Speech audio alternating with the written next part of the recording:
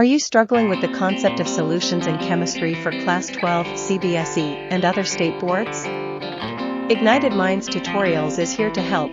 We have uploaded a series of videos covering all the necessary topics related to solutions, specifically designed to help you prepare for your board exams as well as competitive examinations like IIT, NET, CET, and more. Our easy-to-understand explanations and in-depth analysis will help you grasp the concepts with ease. Whether it's understanding the different types of solutions, calculating molarity, molality, or understanding colligative properties, our tutorials cover it all. With our comprehensive study material and expert guidance, you can be sure to ace your exams with confidence. So, why wait? Join us on this learning journey, and let's explore the fascinating world of solutions in chemistry together. Whether you are a visual learner or prefer step-by-step explanations, we have got you covered. Get ready to ignite your mind and excel in your academic pursuits.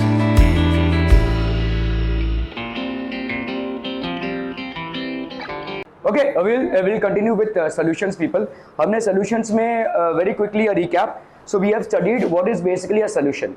एक solution basically होता क्या है? Solute और solvent का mixture. किस type का mixture? Homogeneous mixture, जिसकी properties same होती हैं, ठीक है? और solute और solvent कैसे हम decide करेंगे? Which is present in higher quantities is known as the solvent, which is present in lower quantities is known as the solute. क्या एक सॉल्यूशन में एक से ज्यादा सॉल्यूट हो सकते हैं? यस.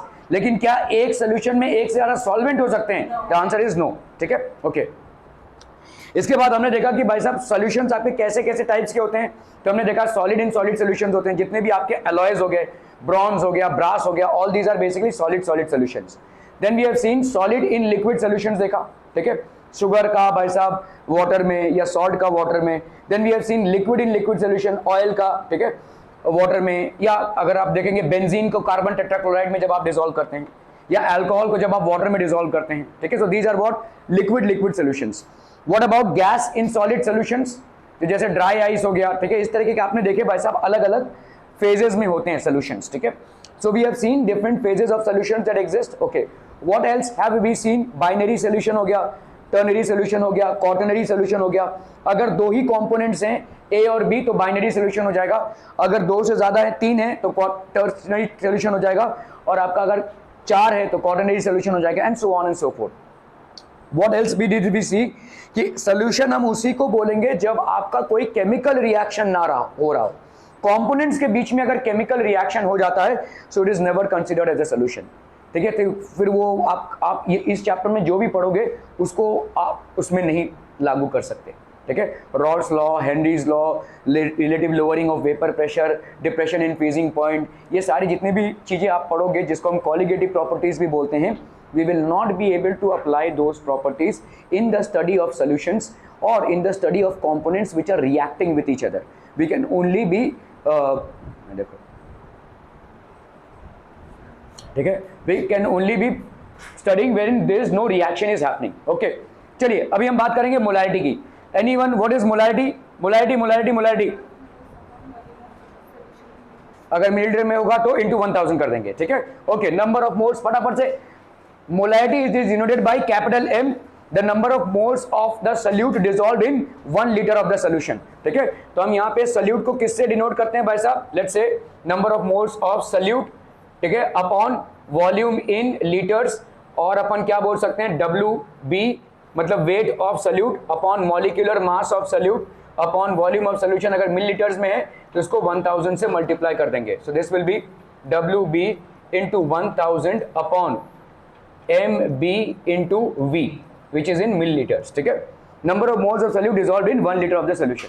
फॉर्मूला भाई साहब आपका हो गया नंबर ऑफ मोल्स.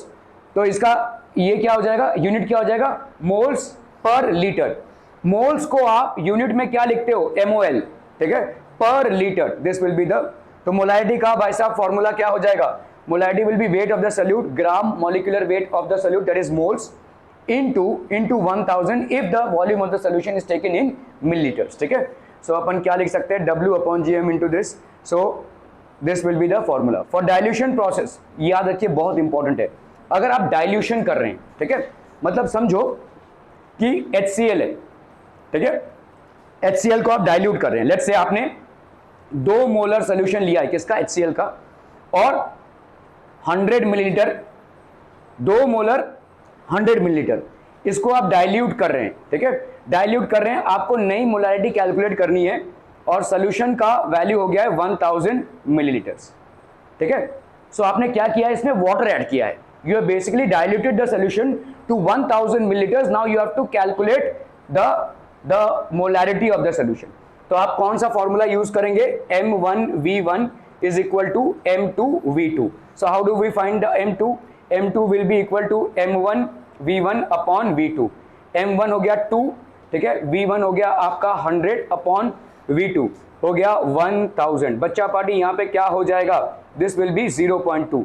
तो नई मोलारिटी कितनी हो जाएगी, 0.2। Are we getting this people, हम समझ में आ रहा है ये। तो this is molarity equation, M1V1 is equal to M2V2। और एक चीज नोट कर लिए जिसको हम मिली मोल्स बोलते हैं, ठीक है। How many moles of a solute are there, ये होता है आपकी molarity into volume of solution in litres, ठीक है। और मिली मोल्स क्या होते हैं भाई साहब, मिली मोल्स में molarity into volume of solution in millilitres, simple, ठीक है। तो आपका एक हो गया moles, moles is molarity into volume in litres, ठीक है। मिली मोल्स वॉल्यूम इनटू आप molarity into volume in millilitres. Are we clear to this one people, हम समझ में आता हूं। लेकिन डाइल्यूशन प्रोसेस में ये आपका एप्लीकेबल होगा, M1V1 will be equal to M2V2, ठीक है, ओके। फॉर न्यूट्रलाइजेशन रिएक्शन, जब आपने एसिड को बेस से रिएक्ट करवाया या बेस को एसिड से रिएक्ट करवाया है, ठीक है, M1V1 by N1 is equal to M2V2 by N2। याद रखिए, बहुत इंपॉर्टेंट है ये, ठीक है। So molarity of acid, volume of acid upon moles of acid is equal to molarity of base, volume of base upon N2। M1V1 by N1 will be equal to M2V2 by N2। ये आपका क्या हो जाएगा, neutralisation के लिए, ये आपका क्या हो जाएगा, डाइल्यूशन के लिए। Are we clear to this one people, हम फॉर मिक्स्ड सोल्यूशन मोलारिटी क्या हो जाएगी भाई साहब, what will be molarity for a mixed solution, molarity हो जाएगी आपका M1V1 प्लस M2V2, ऐसा करते करते M1V1 तक और V1 plus V2 plus this, ठीक है। आपका अगर मिक्स देखो, जैसे समझो आपका एक सोल्यूशन है जिसका M1V1 है, मतलब M1V1 क्या हो गया, मिली मोल्स हो गया, ये मोल्स हो गया। दूसरा सोल्यूशन है उसका भाई साहब इतना मोलारिटी है और इसका इतना वॉल्यूम है। तीसरा सोल्यूशन है M3V3 है। अभी अगर आपने तीनों को मिक्स कर दिया तो इसकी भाई साहब मोलारिटी कितनी हो जाएगी, द सोल्यूशन का जो मोलारिटी होगा मिक्स सोल्यूशन का वो हो जाएगा M1V1 प्लस M2V2 प्लस आपका M3V3 upon upon upon total volume, that is V1 plus V2 plus V3, ठीक है। ये हो गया molarity of solution. Are we clear to this one people, हम समझ में आता हूं, ठीक है। So for a mixed solution molarity is equal to M1V1 plus M2V2 upon V1 plus V2 plus V3। तीन चीजें मोलारिटी के बारे में आपने क्या सीखा कि अगर डाइल्यूशन का प्रोसेस है तो M1V1 is equal to M2V2, अगर भाई साहब न्यूट्रलाइजेशन का प्रोसेस है तो M1V1 by N1 is equal to M2V2 by N2, और अगर भाई साहब आपका मिक्स्ड सोल्यूशन है तो यहाँ पे क्या हो जाएगा, MS will be equal to M1V1 plus M2V2, ऐसा करते करते M1VN तक upon V1 plus V2 plus V3 तक VN तक। क्लियर है, are we clear on this one people, हम for mixed solution. Okay, number of moles of solute, ये क्या हो जाएगा, molarity into volume of solution in litres, ठीक है। तो आप जैसे समझो भाई साहब, number of moles of solute ये हो गया मोलारिटी, और ये क्या है, volume of solution in litres होता है। तो नंबर ऑफ मोल्स कितना होगा भाई साहब, molarity into volume of solution in litre, बस यही दिया हुआ है आपको। So nothing that you are not aware of, ठीक है। सो ये हो जाएगा आपका, तो N is equal to M into V. Milli moles क्या हो जाएगा, जब आप वॉल्यूम ऑफ सोल्यूशन को किस में लेते हैं, मिलीलीटर्स में लेते हैं। नंबर ऑफ मोल्स होगा molarity into volume of solution in litres, and number of milli moles क्या हो जाएगा, molarity into volume of solution in millilitres, simple, ठीक है, okay. Molarity is inversely proportional, क्या हो गया भाई साहब, to volume. Molarity is inversely proportional to volume. भाई साहब देखो यहाँ पे मोलारिटी क्या है, molarity is equal to number of moles upon volume.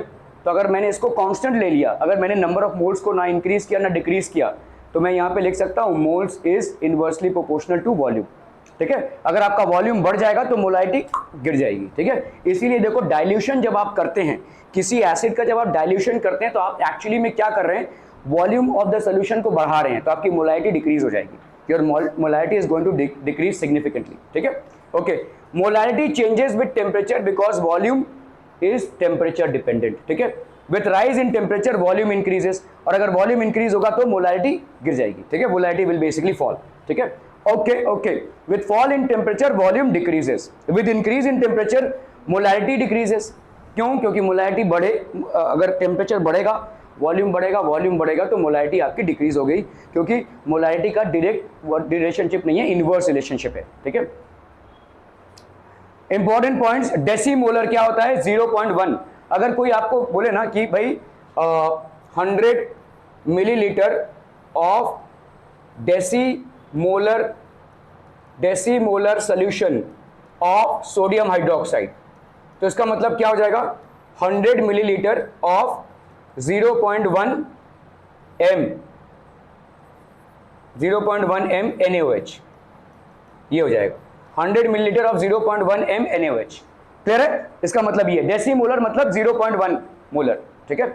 Centimolar मतलब आपका क्या हो जाएगा? बोलो। सेंटीमोलर मतलब 0.01 मोलर, ठीक है। मिली मोलर मतलब कितना हो जाएगा? 0.01 मोलर। देखो इसको ऐसे समझो, अगर मैंने समझो अगर आपको पूछा कि डेसीमीटर क्या होता है, decimetre is equal to 1/10 metre होता है कि नहीं। सेंटीमीटर क्या होता है? 1/100 मीटर होता है, ठीक है। इसी तरह से भाई साहब मिलीमीटर क्या होता है? 1/1000 मीटर होता है। So this will be what? 0.1 metre, this will be what? 0.01 metre, this will be what? 0.001 metre, ठीक है। Are we clear on this one people? ठीक है। सेमी मोलर मतलब क्या हो जाएगा? 0.5 मोलर। सेमी मोलर मतलब 1/2 होता है, सेमी मतलब हाफ, ठीक है, तो 0.5 मोलर। डेका मोलर मतलब, डेकामीटर कितना होता है मीटर का? 10। किलो के बाद क्या आता है? हेक्टो डेका क्या आता है? डेकामीटर मतलब आपका 10 मीटर होता है। डेकामीटर मतलब 1 डेकामीटर आपका कितना हो जाएगा भाई साहब? 10 मीटर, ठीक है। Okay okay okay, question, will the molarity of a solution at 50 degree centigrade be same, less or more than the molarity at 25 degree? 25 degree centigrade से आपने 50 डिग्री सेंटीग्रेड पे जब आप किसी सोल्यूशन को लेकर जाते हैं तो एक्चुअली में आप क्या कर रहे हैं?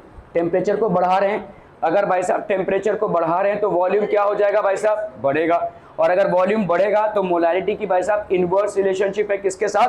वॉल्यूम के साथ, तो आपकी मोलैरिटी डिक्रीज हो जाएगी। So the answer is no, it will not be the same, the molarity will decrease.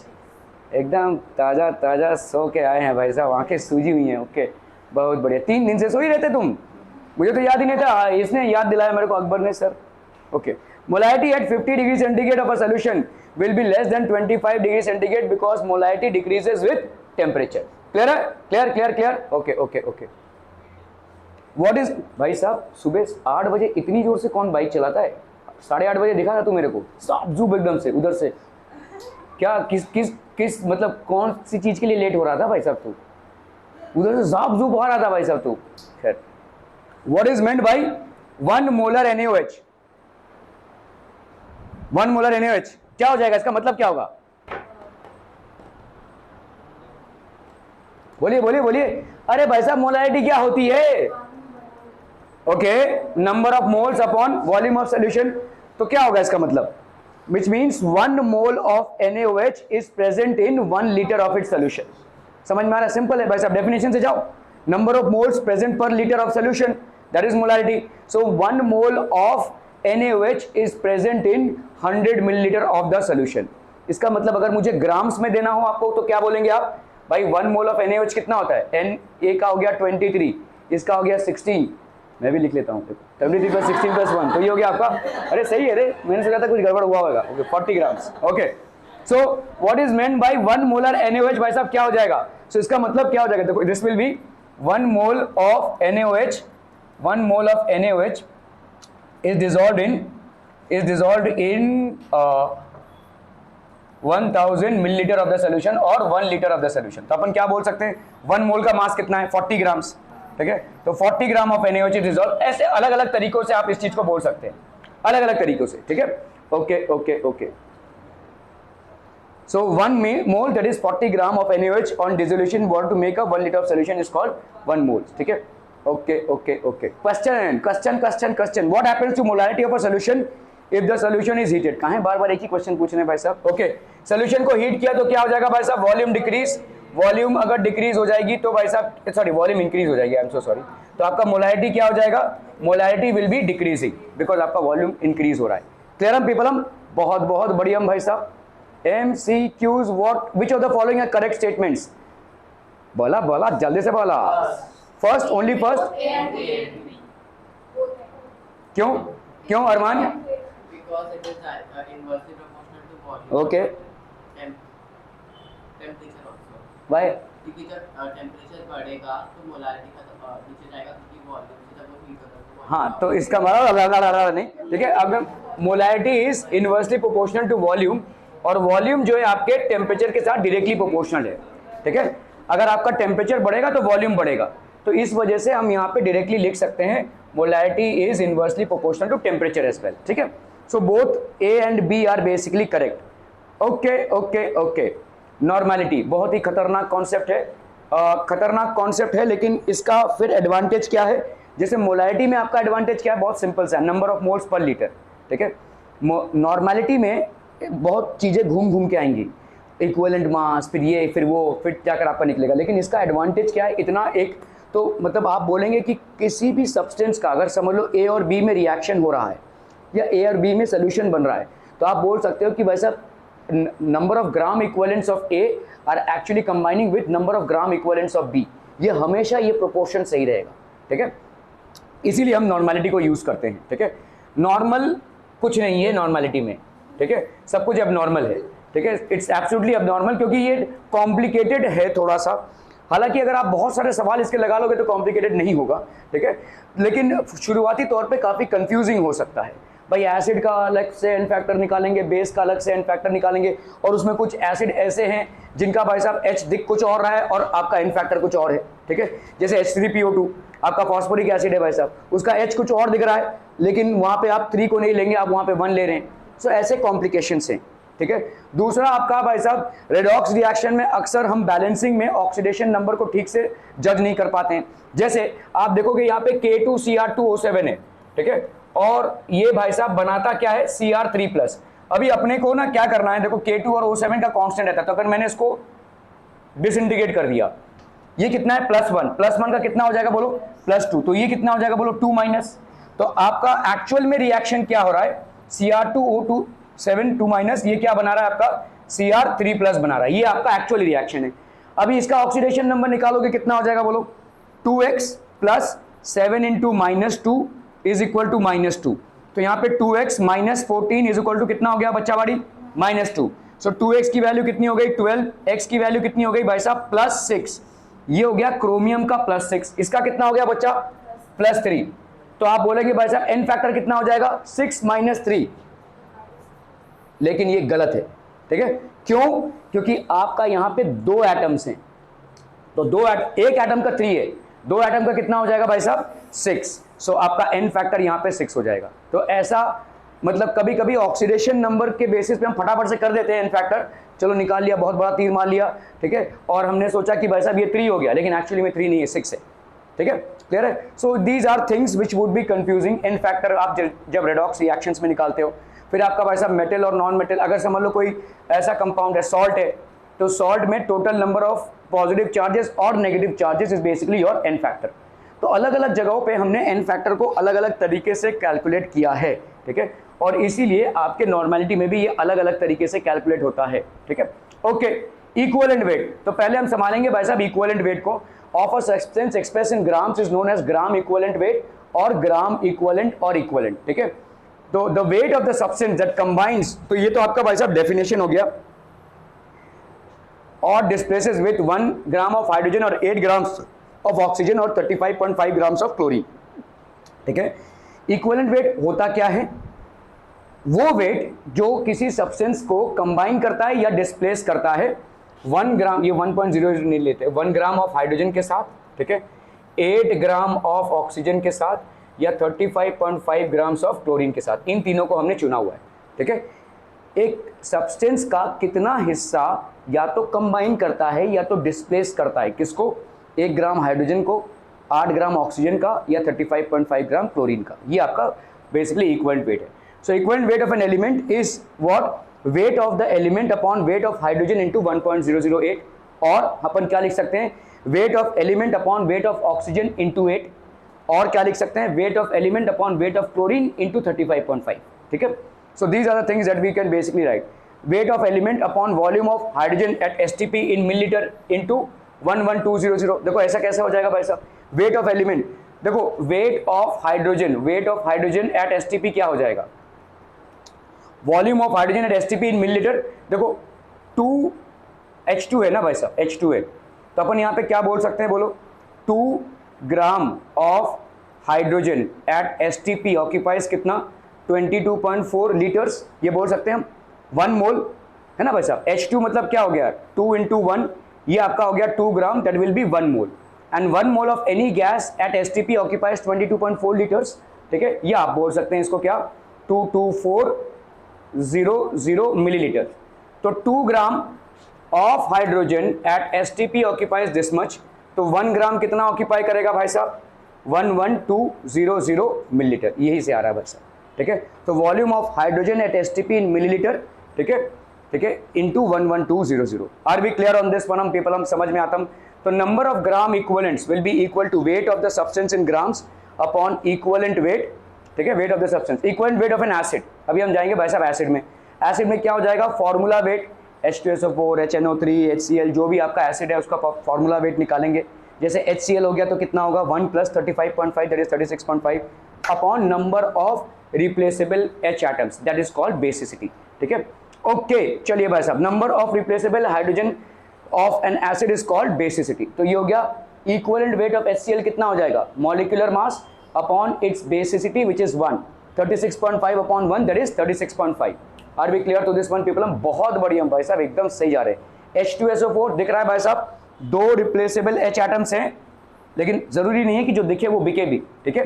तो ये आपका भाई साहब m/2 98/2 तो 49 हो गया। यहाँ पे देखो भाई साहब, ये आपको दिख रहा है 3, चलो ये तो ठीक हो गया, लेकिन इसके बाद वाला जो इसका भाई है वो परेशान वाला ये, ठीक है, H3PO2 होगा ये, ठीक है, H3PO4 था ना वो, सॉरी H3PO4 में देखो, H3PO4 में बराबर जो दिखता है वो बिकता है, लेकिन उसी का आपने क्या कर दिया, H3PO3 कर दिया, तो अभी भाई साहब आपका ये 2 हो जाएगा, इसको सिर्फ याद रखिएगा, ठीक है। बाकी कोई तकलीफदायक नहीं है, ये एक तकलीफदायक है, ठीक है। H3 यहाँ पे आपके सारे नहीं जाएंगे, H3PO3 का जो डिसोसिएशन होगा भाई साहब, उसमें HPO3 रहेगा और प्लस 2H प्लस रहेगा, तो इतना डिसोसिएट हुआ है, इसीलिए हमने इसको 2 लिखा हुआ है, ठीक है, क्लियर है। H3PO4 में क्या होगा, 3 होगा, ठीक है, H3PO2 में आपका 2 हो जाएगा, ये आपका थोड़ा सा कंफ्यूजिंग है। H3PO4 में भाई साहब क्या हो जाएगा, m/1, ठीक है, क्लियर है। तो ये आपका हो गया भाई साहब 98। H2C2O4, ये भाई साहब सिंपल है भाई साहब, ये ऑक्सैलिक एसिड है बेसिकली आपका COOH, और ये हो गया आपका COOH, तो ये ऑक्सैलिक एसिड है। Equivalent weight of a base भाई साहब क्या हो जाएगा, equivalent weight of a base is formula weight of the base upon acidity of the base. इसमें कोई तकलीफदायक मामला नहीं है। जैसे अगर मैं बोलूं आपको मैग्नीशियम हाइड्रोक्साइड, तो मैग्नीशियम हाइड्रोक्साइड में भाई साहब आपका कितना हो जाएगा, ये 2 हो जाएगा, है कि नहीं। So number of replaceable hydroxide group of a base is called its acidity, इसको अपन बोलेंगे भाई साहब एसिडिटी, ठीक है। तो यहाँ पे आपका 2 हो जाएगा। जैसे मैंने बोला आपको NaOH, भाई साहब इसकी एसिडिटी बताओ कितनी, 1, ठीक है। आपका भाई साहब अगर लेट्स से CaOH2, इसकी एसिडिटी कितनी हो जाएगी, 2। Are we clear to this one people, okay. Barium hydroxide molecular mass upon 2 number of replaceable atoms. FeOH3 molecular mass upon 3 replaceable OH atoms है भाई साहब, 3, ठीक है, okay. Equivalent weight of a salt, formula weight of the salt upon total charge of the cation और the anion. इसको अगर आप confusion ना होना चाहे तो ऐसा मॉड डाल दो, मॉड मतलब सिर्फ पॉजिटिव वैल्यू देंगे आप, समझ में आ रहा है, ठीक है। मतलब कैसा है, देखो आप कभी कभी NaCl है भाई साहब, तो हमको ये वाला लेना है, लेट्स से -1, तो -1 ले लोगे तो गलत हो जाएगा। इक्विवेलेंट वेट कभी नेगेटिव नहीं हो सकता, वेट ही कभी नेगेटिव नहीं हो सकता, तो इक्विवेलेंट वेट कैसे नेगेटिव होगा, ठीक है। तो अपने को क्या लेना है, -1 का मॉड दैट इज 1 लेना है, ठीक है। Either the charge on the cation और the total charge present on the anion, अगर सॉल्ट है तो, ठीक है। तो आपका formula weight of the salt upon total charge of the cation or the total charge present on the anion. That's how we are going to calculate equivalent weight of salt. Are we clear on this one people? बहुत बढ़िया भाई साहब. Example potassium dichromate. Potassium dichromate का भाई साहब क्या हो जाएगा? देखो अभी मैंने आपको एग्जाम्पल दिया था K2CR7. अगर आपने भाई साहब दरार डाल दी इसके बीच में तो ये हो जाएगा 2+ और ये हो जाएगा 2-. किसी एक को उठा लो भाई साहब, ठीक है, इस 2 को या इस 2 को. आपको पॉजिटिव वैल्यू ही उठानी है तो आप क्या करोगे भाई साहब? हैं ये क्यों किया है? छोड़ो, ठीक है, यहाँ पे तो 6 हो जाएगा बेसिकली. चेंज ये क्यों कर दिया भाई साहब? Equivalent weight of salt. अच्छा इसका एग्जांपल ये नहीं होगा, इसका एग्जांपल ये नहीं, गलत एग्जांपल ले लिया भाई साहब. यहाँ पे ऑक्सीडेशन नंबर लिया हुआ है, ठीक है. For 1 CR atom oxidation number का चेंज कितना हुआ? 3. So change in oxidation number will be for 2 CR atom it will be 6. तो number of electrons gained is 6. तो आप भाई साहब फॉर्मूला वेट अपॉन 6 इसका पूरा करेंगे अगर आप तो 204 upon 6 that will B 49. Okay. Equivalent weight of a reducing agent क्या हो जाएगा भाई साहब? Formula weight of the reductant upon electrons lost by the reductant. Simple है, वही एन फैक्टर, ठीक है. जितना भी इलेक्ट्रॉन, देखो ऑक्सीडेशन नंबर जब आप बैलेंसिंग करोगे ना तो जितना भी ऑक्सीडेशन नंबर में एक एटम के लिए डिफरेंस आ रहेगा या 2 एटम जितना भी रहेगा या 3 एटम, वो हो जाएगा भाई साहब उसका एन फैक्टर, ठीक है. ओके, जैसे आपका देखो मोहर सॉल्ट है ना. मोहर सॉल्ट बेसिकली होता क्या है? Ferrous sulphate, ammonium sulphate into 6H2O, ये होता है आपका मोहर सॉल्ट. इस पूरे का अगर आप निकालोगे तो आपका आएगा 392. That is the molecular weight, ठीक है, या फॉर्मूला वेट बोल सकते हैं ना. इसमें होता क्या है? देखो Fe2 का Fe3+ हो रहा है, ठीक है. यहाँ पे Fe देखो ये क्या है आपका? FeSO4 है. तो बट ऑब्वियस है कि Fe आपका 2 रहेगा और SO4 भी आपका 2 रहेगा, तो आपका क्या हो जाएगा? This will B FeSO4. इसका भाई साहब ऑक्सीडेशन होकर बनता है फेरिक आयन, ठीक है. तो Fe2O3 बनता है, Fe2O3 बनता है. नाउ Fe2O3 में भाई साहब क्या होगा? Fe3 और ऑक्सीजन 2. आयरन की वेरिएबल वैलेंसी होती है 2 और 3, ठीक है. तो आपका भाई साहब यहाँ पे क्या हो गया? इसका ऑक्सीडेशन नंबर कितना था? +2. इसका ऑक्सीडेशन नंबर कितना हो गया? +3. तो आपका एक, तो ये आपका आपका एन फैक्टर यहाँ पे कितना हो जाएगा? बोलो 1. एन फैक्टर आपका हो जाएगा 1. तो आपका इक्विवेलेंट वेट कितना हो जाएगा? Molecular weight that is 392 upon 1. Clear है? So that will be for Mohr's salt 392 upon 1 that is 392. Are we clear to this one people? Okay. अभी यहाँ पे देखो जैसे Na2S2O3 प्लस I2, ये आपका दे रहा है Na2S4O3 प्लस 2NaI. तो भाई साहब कैसे करोगे? यहाँ पे देखो इसका निकालते हैं, ठीक है. ओके, यहाँ पे सोडियम है तो सोडियम का कितना होता है भाई साहब? +1 होता है. 2 × +1, इसका अपने को नहीं मालूम तो +x लिख दिया. यहाँ पे 3 × -2, मैं ऑक्सीडेशन नंबर की बात कर रहा हूँ. ये सारा तमाम होगा आपका इक्वल टू 0. क्लियर है? सोडियम का 1 तो 2 × +1, ये 2 है ना भाई साहब. इसका ये वाला 2, ये वाला 2 नहीं, ठीक है. 2 × +1 ये 2x होगा, 2x, ठीक है. प्लस यहाँ पे 3 है और ऑक्सीजन का ऑक्सीडेशन नंबर होता है -2. तो कितना हो जाएगा? बोलो 2 + 2x - 6 इज इक्वल टू 0. तो 2x - 4 इज इक्वल टू 0. तो x इज इक्वल टू 2. समझ में आ रहा है भाई साहब? यहाँ पे कितना हो गया? x की वैल्यू हो गई 2. इस पे आते हैं भाई साहब. Na2S4O3 ये हो गया 2 × +1, ठीक है. यहाँ पे कितना हो जाएगा? +4 × x plus 3 × -2 is equal to 0. So this will be 2 + 4x - 6 is equal to 0. तो ये हो गया 4x - 4 is equal to 0. x की वैल्यू कितनी हो गई? +1, ठीक है. तो यहाँ पे हो गया भाई साहब, ओ भाई साहब, यहाँ पे हो गया, इसका हो गया कितना भाई साहब? +2 लिखा था ना, और यहाँ पे हो गया +1, ठीक है. एक एटम का ऑक्सीडेशन नंबर चेंज कितना हुआ? 1. 2 एटम का कितना हो जाएगा भाई साहब? 2, ठीक है. तो आपका भाई साहब यहाँ एक एटम ही लिया हुआ है, हाँ यहाँ पे 2 कर दिया ना इसको, ठीक है. तो यहाँ पे भाई साहब देखो समझ में आ रहा है? देखो यहाँ पे क्या था? +2 और यहाँ पे कितना था? +1. तो आपका +2 कितने में कन्वर्ट हुआ? +1 में कन्वर्ट हुआ. Change in oxidation number is what? 1. सो आपका यहाँ पे इक्विवेलेंट वेट इसका कितना आ जाएगा? इस पूरे का मॉलिक्यूलर वेट लेंगे आप 248 अपॉन 1, ठीक है. कैसे ले रहे हैं भाई साहब? देखो 2 × 23 ले लिया plus 32 × 2 plus 3 × 48. So that will give you how much? 46 plus 64 plus 8 3s are 24, 3 4s are 12, 13 14, 4 plus 4 8, 8 plus 6 14, 4 plus 1 5, 6 11, 11 plus 4 15, 1 plus 1 2, 254 आ गया. तो यहाँ पे ही ये क्या कर रहे हैं भाई साहब, 3 3 3 3, ये गलत है भाई साहब, this is not the one, plus 90 भी करना है उसमें। Okay, equivalent weight of a compound in a disproportionation reaction. Can anybody tell me what is a disproportionation reaction? Oxidation reduction में पिछले साल आपने पढ़ा, हाँ क्या था? डिसप्रपोर्शनेशन रिएक्शन मतलब होता है एक ऐसा कंपाउंड जिसका ऑक्सीडेशन भी हो रहा और जिसका रिडक्शन भी हो रहा, ठीक है। तो इसको हम कैसे बैलेंस करेंगे? जैसे आप अगर देखोगे, phosphorus undergoes disproportionation in basic medium to give phosphine and H2PO2 that is dihydrogen hydrophosphide ion, atomic weight of P is 31। So let's look at this. यहाँ पे आपका फॉस्फोरस है, इस अगर आप देखोगे तो कितना होगा, इसका कितना होगा ऑक्सीडेशन नंबर? 0 0। एलिमेंट स्वतंत्र रूप से जब तक एग्जिस्ट करेगा वो 0 होगा, ठीक है। यहाँ पे कितना हो जाएगा बोलो? ये हो गया 2 × 1 प्लस यहाँ पे हो गया लेट्स से x प्लस यहाँ पे हो गया let's say 2 × -2, this will be equal to -1। 4 यहाँ पे -1 दिख रहा है, तो 2 + x -4 इज इक्वल टू -1।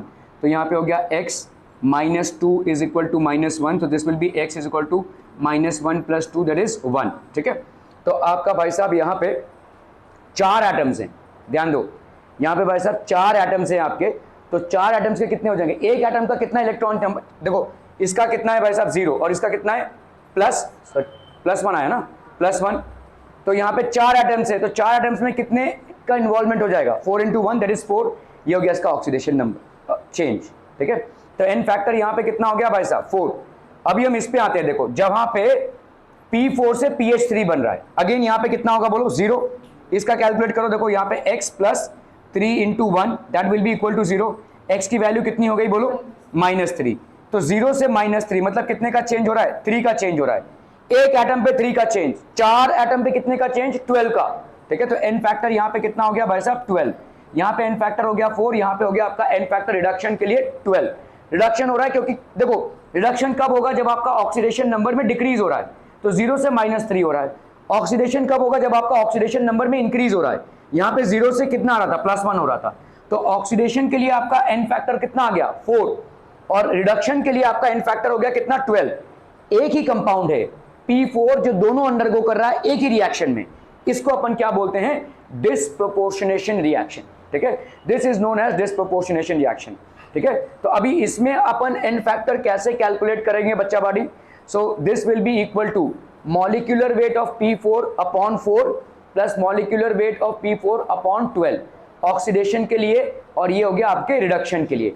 ये ऑक्सीडेशन के लिए इक्विवेलेंट वेट और ये रिडक्शन के लिए इक्विवेलेंट वेट, यही करते थे ना, molecular weight upon n factor. लेकिन एक ही कंपाउंड का यहाँ पे ऑक्सीडेशन भी हो रहा है और रिडक्शन भी हो रहा है, तो अपन क्या करेंगे? ऑक्सीडेशन के लिए n फैक्टर निकालेंगे और रिडक्शन के लिए n फैक्टर निकालेंगे और दोनों को ऐड कर देंगे। So that will be how much? 41.33 grams. Clear है? Are we clear on this one people? Normality. The number of gram equivalents of solute present in 1 liter of solution is known as normality. A normal solution contains 1 gram equivalent of solute. तो एक normal solution में भाई साहब क्या होता है? 1 gram equivalent of solute in 1 litre, ठीक है। So deci normal is basically what? 0.1 normal. तो normality is equal to weight of the solute in grams into 1000 upon gram equivalent weight. और ग्राम इक्विवेलेंट वेट को कैसे calculate करना है? Gram equivalent weight will be equal to molecular weight upon gram equivalent weight कितना हो जाएगा? Gram equivalent weight will be equal to weight of the substance weight. Gram equivalent weight कितना हो जाएगा? Mass of solute upon equivalent weight, और equivalent weight क्या हो जाएगा? अपॉन n फैक्टर, ठीक है। क्लियर है? Okay okay okay.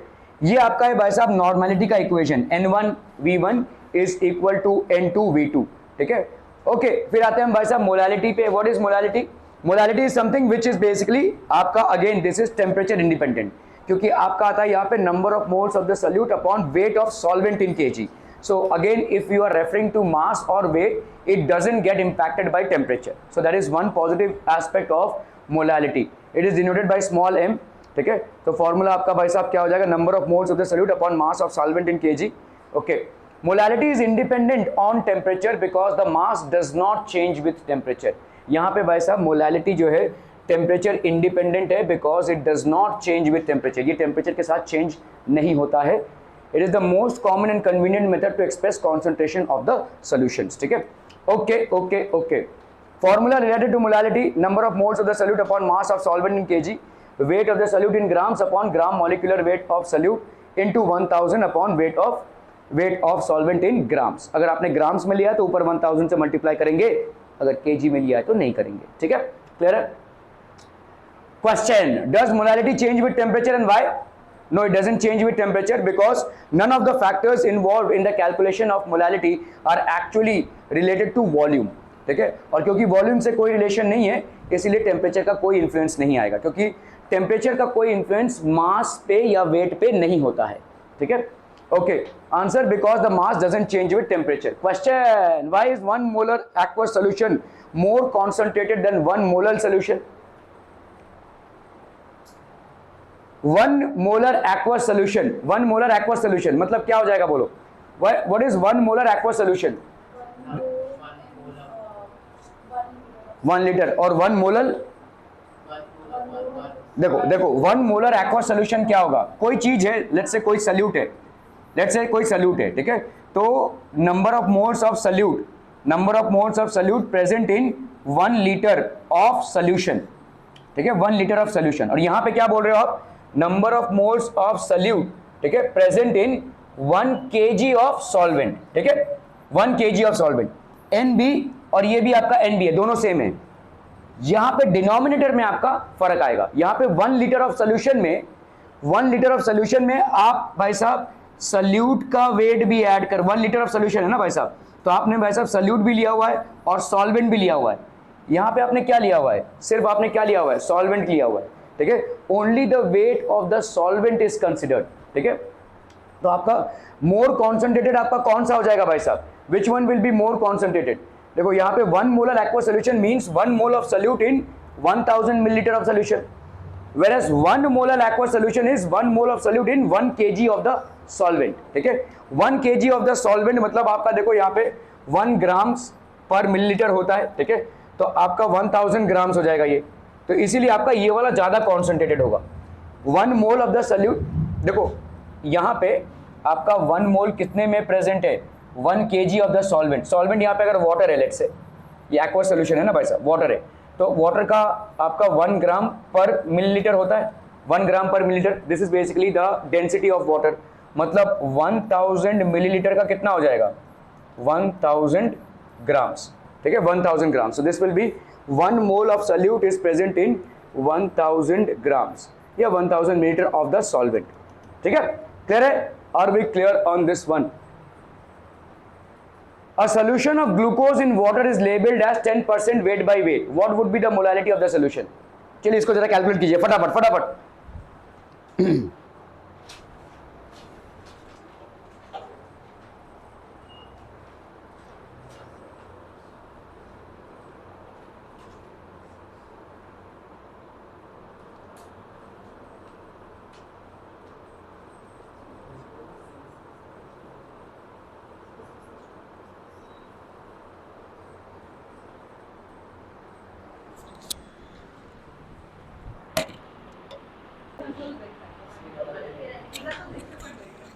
चलिए हो गया. ये ग्लूकोज क्या हो जाएगा भाई साहब? C6H12O6. So that will B, इसका मॉलिक्यूलर मास निकालेंगे अगर अपन 180 डिग्री. बहुत बढ़िया भाई साहब, केमिस्ट्री में मैथ्स घुसाओ चलेगा. 6 into 12 plus 12 into 1 plus 6 into 16, that's going to be how much? 72 plus 12 plus 96. ये 180 आ रहा है. ओके चलिए भाई साहब 180 हो गया ये. ठीक है, a solution of glucose in water is labeled as 10% weight by weight. So what does it mean? 10%, 100 gram of solution, 100 gram of solution पे भाई साहब ग्लूकोज कितना है? C6H12O6. ये हो गया आपका 10 ग्राम. ठीक है, क्लियर है? 100 ग्राम ऑफ सोल्यूशन में आपका ग्लूकोज कितना है? 10 gram. Are we clear to this one people? हम बहुत बढ़िया भाई साहब. ठीक है, तो what would be the molality of the solution? Molality होती क्या है? बोलो ना, बोला बच्चा party. Weight of, number of moles of solute, NB लिख सकते हैं या N2 लिख सकते हैं, upon weight of solvent. Okay ठीक है, वेट ऑफ सॉल्वेंट इन अगर ग्राम्स में है तो ऊपर क्या किससे मल्टीप्लाई करेंगे, 1000 से, ठीक है। ओके चलिए, number of moles of solute कितना हो जाएगा, अभी देखो 100 ग्राम ऑफ सोल्यूशन में आपका कितना है, 10 ग्राम क्या है, ग्लूकोज है। तो अपन इसको क्या लिख सकते हैं, 10 अपॉन नंबर ऑफ मोल्स, बताइए कितना हो जाएगा, आपने अभी कैलकुलेट किया 180 है आपका मॉलिक्यूलर मास, ये हो गया आपका number of moles of glucose. क्या ये समझ में आ रहा है, weight of glucose upon molecular mass of glucose. Now what about this, तो वेट ऑफ सॉल्वेंट है, देखो भाई साहब आपके 100 ग्राम सोल्यूशन में 10 ग्राम आपका ग्लूकोज है, तो आपका सॉल्वेंट का कितना हो जाएगा बच्चा बाड़ी, 90, 100 minus 10 that would be how much, 90 grams. तो ये हो गया आपका 90, समझम भाई साहब, into 1000, so that will be 10 into 1000 upon 180 into 90, ठीक है, whatever this comes out to be, ठीक है, क्लियर है। ओके ओके ओके, सो आपका मोलालिटी हो जाएगा 10 gram, mass of the solution कितना हो गया, 100 gram, mass of water is 100 minus 10 that is 90 gram, that is 0.09 kg।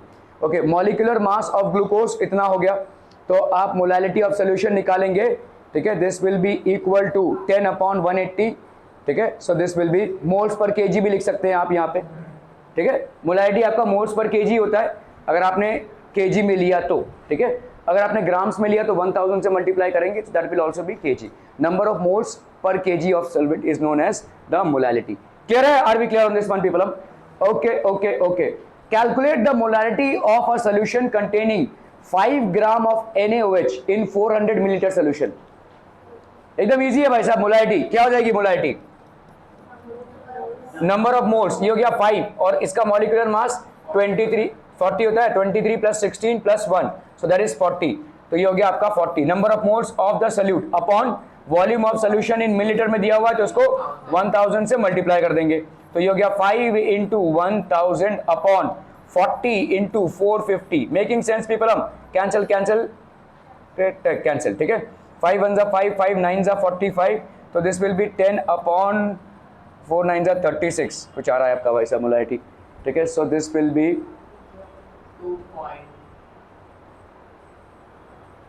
कितना आया, 0.278, ठीक है, क्लियर है। Okay okay okay, question, calculate the molality of 2.5 gram of ethanoic acid in 75 gram of benzene. Molality दिया हुआ है भाई साहब, इथेनोइक एसिड है, non polar solute in non polar solvent, तो 2.5 ग्राम अपॉन इथेनोइक एसिड का मॉलिक्यूलर मास कितना हो जाएगा, देखो 12 plus 3 15 plus 12 plus 32 plus 1, 12 plus 3 तो कितना हो जाएगा भाई साहब, 12 plus 3 15, 15 plus 12 27, 27 plus 33, 27 plus 33, 7 plus 3 10, 2 plus 3 5 1 6, 60 हो गया ये, दिस विल बी 60, ठीक है।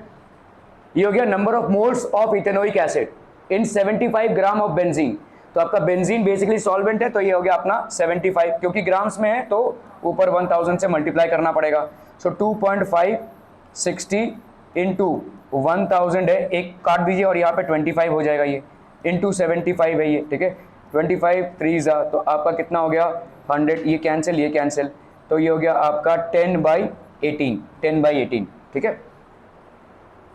So this is going to be how much people, this is going to be 10/18, तो आपका आ गया 0.556 मोलालिटी, ठीक है। Okay, important points regarding concentration, concentration पे भाई साहब important points, relation between molality और मोलालिटी, जैसे मैंने आपको बताया था उस दिन, density of a solution is equal to molarity into 1000 by molecular weight of solute,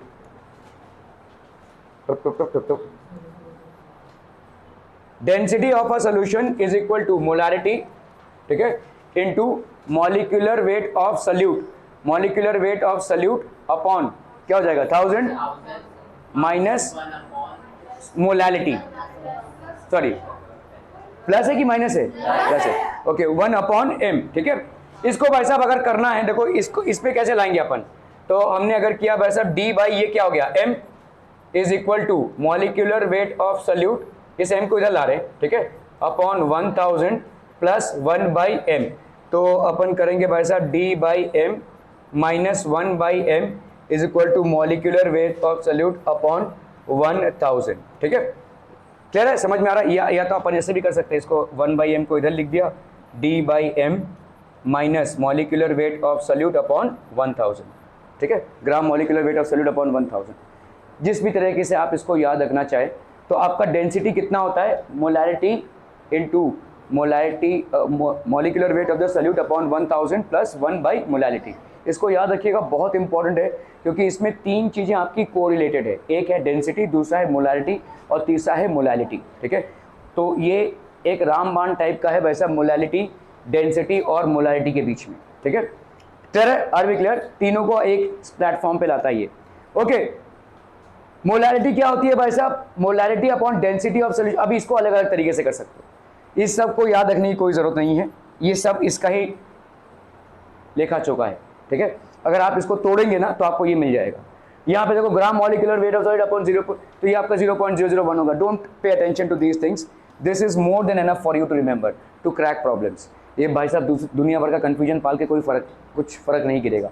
इसको लेकिन याद रखना है, या तो इस फॉर्मेट में रखो भाई साहब, या तो इस फॉर्मेट में रखो, molarity into molecular weight of solute upon 1000, यही है ना, माइनस 1/m प्लस 1/m, ठीक है। Molecular weight of solute upon 1000 plus 1/m। Clear है, are we clear on this one people? बहुत बढ़िया, बहुत बढ़िया, बहुत बढ़िया। Okay, relation between molality and mole fraction.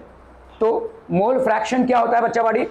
Mole fraction psi A is equal to Na upon Na प्लस Nb, ठीक है। और psi of B that is this will be Na upon Na प्लस Nb, ठीक है, हाँ Nb सॉरी, ठीक है, मोल्स ऑफ सल्यूट, ठीक है। ओके, अगर भाई साहब आपने, तो इसका मतलब अगर साई ए बाय साई बी किया तो साई क्या ए आपका कैंसिल हो जाएगा भाई साहब, क्या आ जाएगा भाई साहब, psi A by psi B will be equal to moles of solute upon moles of solvent. Are we getting this people? ठीक है, ओके। तो अभी हमको मालूम है क्या है भाई साहब, देखो psi A plus psi B is equal to 1, so we can say that psi, ठीक है। तो ये हो गया भाई साहब आपका साई बी की वैल्यू कितनी हो जाएगी, 1 माइनस साई ए, या अपन बोल सकते हैं साई ए की वैल्यू क्या हो जाएगी, 1 माइनस साई बी, ठीक है। तो आपने यहाँ पे साई ए की जगह पे क्या लिख दिया, 1 minus psi B. Okay, now psi B is what, psi of B, तो आप यहाँ पे क्या लिख सकते हो भाई साहब, देखो psi of B is what, molecular, यहाँ पे अपन लिख सकते हैं इसको अपन ने वही रखा, psi B upon 1 minus psi B लिखा, और यहाँ पे number of moles of solute that will be weight of solute upon molecular mass of solute upon weight of solvent upon molecular mass of solvent, तो ये हो जाएगा, ठीक है। ओके ओके ओके, सो अपन यहाँ पे क्या लिख सकते हैं, psi B upon 1 minus psi B that is W B by M B into 1000 by W A M A by 1000, ऐसा लिख सकते हैं। देखो ये तो अपना था ही, इतना तो पोर्शन अपना था ही भाई साहब, ठीक है, कुछ नहीं किया है हमने, ये जबरदस्ती ठूस दिया है न्यूमरेटर डिनोमिनेटर में। समझ में आ रहा है? ये 1000 को ऊपर न्यूमरेटर से मल्टीप्लाई किया और 1000 को नीचे डिनोमिनेटर से मल्टीप्लाई किया, बाकी इतना पार्ट तो था ही आपका, ठीक है। ओके, तो upon psi B upon 1 minus psi B कितना हो जाएगा, देखो W B by M B 1000 by W A और एम ए बाई 1000, इसको आपने पूरा सेग्रीगेट कर लिया। अभी देखो यहाँ पे ध्यान से, this is number of moles of salute, ठीक है, और ये क्या हो गया, वेट ऑफ सॉल्वेंट, और ये क्या है आपका 1000 है, तो ये हो गया क्या आपका मोलैलिटी हो गया, this is molality, so this will be molality into Ma by 1000. Are we getting this people? So psi b that is mole fraction of the solute upon mole fraction of the solvent, ये actual mole fraction of the solvent ही है psi a को अपन 1 minus psi b लिख रहे हैं, ठीक है, is equal to molality of the solution, और ये हो गया आपका molar mass of the solvent upon 1000, ठीक है। clear हम people? Okay okay okay. Relation between molarity and normality बहुत ही इंपॉर्टेंट है भाई साहब, आपका बहुत जगहों पे काम आता है। Molarity into gram molecular mass, ठीक है, normality into gram equivalent mass, तो molarity into gram molecular mass, ठीक है, gram molecular mass GMW into normality into gram equivalent mass, ठीक है।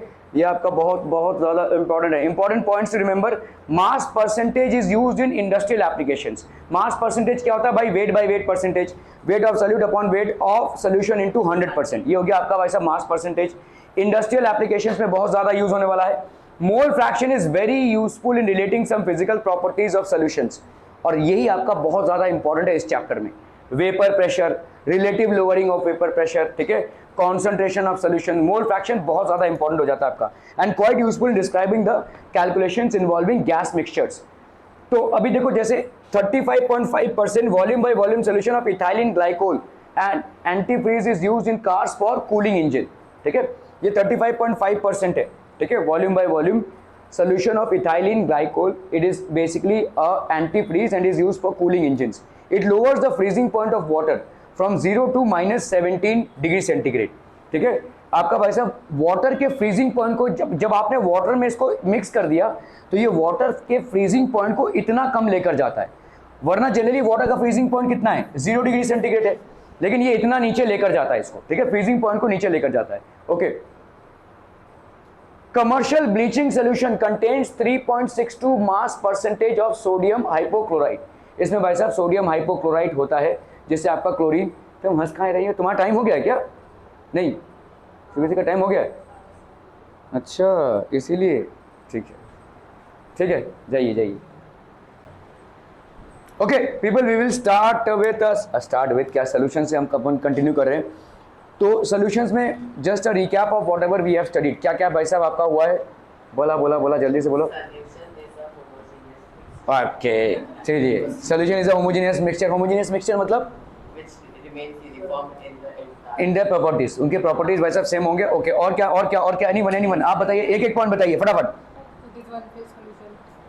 सॉल्यूशन एक फेज में हो जरूरी नहीं है। ओके, सॉल्यूशन एक फेज में हो जरूरी नहीं है, ठीक है। खैर आगे आप बताइए कोई भी एक। ओके, और what is solute? Right, solute is present in smaller quantities, solvent is present in higher quantities. Solute can be more than one, solvent can never be more than one, और सॉल्यूट और solvent में कोई chemical reaction नहीं हो सकता, ठीक है, till the time we are saying. Okay, हमने पढ़ा कि सॉल्यूशंस को हम कॉन्सेंट्रेशन टर्म्स में एक्सप्रेस करते हैं। What are these concentration terms? फटाफट से ना, पहले अपन वेट बाय वेट परसेंटेज हो गया। This will be weight of solute upon weight of solution into 100%।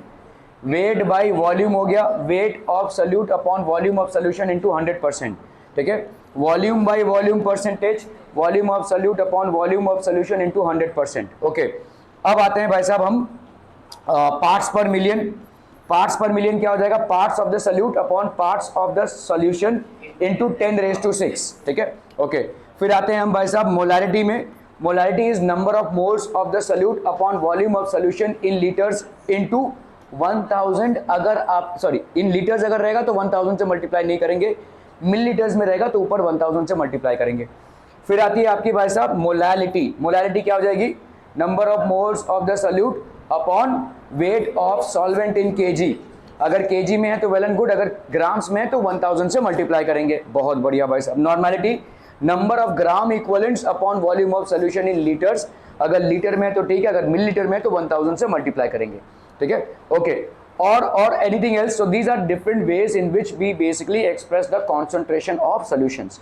So now we are slowly going to start with the chapter of solutions. तो अब तक हम क्या कर रहे थे भाई साहब? रोटियां बेल रहे थे, ठीक है, क्योंकि आपने यहाँ पे एक्चुअली में सॉल्यूशंस को स्टार्ट नहीं किया है, सॉल्यूशंस के को रिलेटेड जितने भी चीजें हैं उसको पढ़ी हैं, ठीक है। Okay, so now we are going to start with पहला चीज जो हम पढ़ेंगे वो है आपकी सॉल्युबिलिटी। सॉल्युबिलिटी बेसिकली क्या होता है बच्चा बाड़ी? What is solubility? एक चीज, हाँ बोलो, जो तुम बोल रहे हो वो है सैचुरेटेड सॉल्यूशन, ठीक है। हाँ, तो वो सैचुरेटेड सॉल्यूशन है, ठीक है, that is called saturated solution. Solubility में वो एक टर्म आता है जिसको हम सैचुरेटेड सॉल्यूशन बोलते हैं। So we are going to start with solubility. What is solubility बच्चा party? Solubility of a substance is required amount of solute that can be dissolved in a specified amount of the solvent to make a saturated solution at a specified temperature and pressure, ठीक है। बहुत सारी चीजें आ जाती हैं इसमें। देखो solubility है क्या? सॉल्यूट को आप किस में डिसॉल्व कर रहे हैं भाई साहब? सॉल्वेंट में। कितने सॉल्यूट को आप कितने सॉल्वेंट में डिसॉल्व कर रहे हैं to get a saturated solution? Saturated solution का कॉन्सेप्ट वाइज क्या मीनिंग होता है? मैथमेटिकली या आपके जो मतलब टर्म्स हैं उसको तो हम बाद में देखेंगे, लेकिन कॉन्सेंट्रेटेड सोल्यूशन मतलब क्या होता है, what do we actually mean by concentrated solution और saturated solution, sorry not concentrated, saturated. इसमें और कुछ ऐड नहीं हो सकता। और अगर आप ऐड करने की कोशिश करेंगे तो क्या होगा, तो होगा ही नहीं। तो इसका मतलब अगर समझ लो मैं बोल रहा हूँ एक मैंने बीकर लिया है, उसमें पानी लिया है, उसमें मैंने 1 चम्मच शक्कर डाला, 2 चम्मच शक्कर डाला और लेट्स से सैचुरेटेड सोल्यूशन बन गया। अभी तीसरा चम्मच जो शक्कर में डालूंगा उसका क्या होगा, तो that is basically getting settle down at the bottom. Are we clear on this one. तो सैचुरेटेड सोल्यूशन मतलब ये कि आप सल्यूट को जितने सॉल्वेंट की हैसियत तक डिसॉल्व कर सकते थे आपने कर दिया है, अभी और सॉल्यूट को डिसॉल्व करना उसके कैपेसिटी के बाहर है, ठीक है। सो व्हाट विल हैपन, ये आपका कॉन्सेप्ट है, ठीक है। अभी हम देखेंगे इसका मैथमेटिकल बेसिकली क्या क्या चीजें हैं, ठीक है। तो हर सोल्यूशन का भाई साहब एक टेम्परेचर होता है, प्रेशर होता है। Why are we talking about temperature and pressure people, why are we mentioning temperature and pressure, चलिए ये तो समझ में आ गया। कैसे, क्योंकि चलिए टेम्परेचर और प्रेशर दोनों एक लिक्विड को अफेक्ट करते हैं। कैसे, क्योंकि तो वॉल्यूम अगर होगा तो क्या होगा, चलो चलो टेम्परेचर को उठाते हैं। समझ लो मैं बोल रहा हूँ ये एक बीकर पानी है, ठीक है, और इसमें तुमने 3 चम्मच 3 स्पून्स ऑफ शुगर मिलाया, ये सैचुरेटेड हो गया भाई साहब, ठीक है, ये सैचुरेटेड हो गया at a particular temperature. Let's say तुम्हारा अभी टेम्परेचर है, लेट्स से तुम्हारा रूम टेम्परेचर है 25 डिग्री सेंटीग्रेड, इतने में, नहीं अभी 40 चल रहा है, ठीक है, खैर तो 25 डिग्री सेंटीग्रेड पे आपने इसको मिलाया, ठीक है, ओके। ये आपका 40 चल रहा है तो फिर इधर भी चलना चाहिए ना। दोपहर को 2-2:30 बजे चटके लगते हैं कि नहीं, तुमको क्या चटके लगते हैं भाई साहब, वो बेचारे मेरे 8th स्टैंडर्ड वाले आते हैं, वो आते हैं, ठीक है। तो सोचिए भाई साहब अप्रैल का महीना चल रहा है और ये हालत है, मतलब अंडरस्टैंड जून तक क्या हालत होगी। And this is all due to हमारा जो मेस क्रिएटेड है, हमने जो क्रिएट किया है वो। आप देखेंगे आपके नवी मुंबई साइड में आपका टेम्परेचर ज़्यादा है। आप मुंबई साइड में अगर हम जाएंगे ना, जैसे सेंटा क्रूज करीना, यहाँ पे आपका 33 चल रहा है अभी। ये पनवेल, आउटस्कर्ट्स ऑफ पनवेल, यहाँ पे 40-45 चला गया है। Why is it reaching that way, एक ही जगह पे इतना आपका। आप गूगल में ग्राफ में जाएंगे ना तो आपको टेम्परेचर वाइज दिखेगा, रेड जोन्स हैं, दीज आर रेड जोन्स। आपका पूरा नवी मुंबई एरिया जो है, वाशी से लेकर पनवेल के आउटस्कर्ट्स तक पूरा रेड जोन है। Why is there so much of difference in temperature. एक जो सेंटा क्रूज, करीना, दादर, इसमें 33 तक ही चल रहा है, यहाँ पे इतना ज़्यादा क्यों है। देखो 7-8 डिग्री का डिफरेंस होना मतलब बहुत बड़ा डिफरेंस हो जाएगा। एक शहर से दूसरे शहर चला जाओगे तब जाकर कहीं जाकर सबका 7-8 डिग्री का डिफरेंस होता है। Why do you think it's more, why do you think it's more, क्योंकि आपका, हाँ, आपका ज़्यादा करके जितना भी इंडस्ट्रियल चीज़ें हैं ये नवी मुंबई में हैं, तो इसके लिए एक और चीज़ है, ज़्यादा करके हाईवेज़ आपके नवी मुंबई में हैं, तो इसलिए आपका टेम्परेचर इस तरफ बढ़ रहा है। और येस आपका प्लांट्स कम है, ठीक है। आप कभी सेंटा क्रूज वगैरह आप जाएंगे ना तो वहाँ पे आप देखेंगे मतलब हरा भरा एरिया है, काफ़ी हरा भरा एरिया है। ये हमारे यहाँ पे ऐसा नहीं है, ठीक है। सो आप देखो मतलब इन जगहों पे 33 चल रहा है अभी और यहाँ पे 40 क्रॉस कर चुके हैं हम। सो मे बी आप till June we will be easily reaching 40, 45, 47 तक तो आराम से जाएंगे, ठीक है। So yes that is there, okay. Solubility of a substance is required amount of solute that can be dissolved, okay. तो अभी आपने 3 स्पून चीनी डाला, लेट्स से 25 डिग्री सेंटीग्रेड का टेम्परेचर है। अगर आप इस टेम्परेचर को बढ़ाकर 50 डिग्री सेंटीग्रेड करते हो तो क्या आप ज़्यादा स्पून इसमें एकोमोडेट कर सकते हो। और ऐसा क्यों होगा, क्योंकि जब आपने इसको हीट किया तो ये एक्सपैंड किया, इसने और ज़्यादा अपने अंदर स्पेस क्रिएट कर दिया, तो और ज़्यादा चम्मच चीनी आप इसमें डिसॉल्व कर सकते हो। सो आपने क्या किया, अभी ये सैचुरेटेड नहीं होगा, मतलब it has got more scope to adjust more of the solute, so it is no longer saturated at this temperature. Now you will have to basically dissolve more of solute in order to reach the saturation point, ठीक है। इससे ज़्यादा और कुछ नहीं हो सकता, तो आप और ज़्यादा solute को डिसॉल्व करेंगे in order to reach the saturation point. Are we clear on this one people? Okay, तो ये हमने देखा कि अगर आप टेम्परेचर को बढ़ाओगे तो आपका सैचुरेशन कम हो जाएगा, फिर आपको और solute डालना पड़ेगा फिर से सैचुरेशन अचीव करने के लिए। और अगर टेम्परेचर को कम करोगे तो उल्टा ऐसे, ठीक है, मतलब वो कंडेंस होगा भाई साहब, तो वो सॉल्यूट को बाहर फेंकेगा, ठीक है, सॉल्यूट को बाहर फेंकेगा and finally it will get undissolve. तो इसका मतलब आपके सैचुरेशन ड्रॉप हो जाएगी। ओके, प्रेशर का क्या इन्फ्लुएंस है बच्चा पार्टी, प्रेशर का बताइए सॉलिबिलिटी में, बोल बोल बोल। को वो अफेक्ट करता है प्रेशर। कैसे कैसे? वो कंप्रेसिबल होता है, लिक्विड कंप्रेसिबल होता है, नहीं, लिक्विड कंप्रेसिबल नहीं, गैस होता है। हाँ बोलो, आगे बोलो। अभी प्रेशर कैसे इंपैक्ट करेगा? एक ऐसा चीज बताइए जो आप रोजमर्रा के जीवन में एक्सपीरियंस करते हैं और जिसमें सॉल्युबिलिटी का आपको एग्जाम्पल मिलता है, सॉल्युबिलिटी इंक्रीज हो रही है और जहां पे आप प्रेशर को इन्फ्लुएंस करते हैं।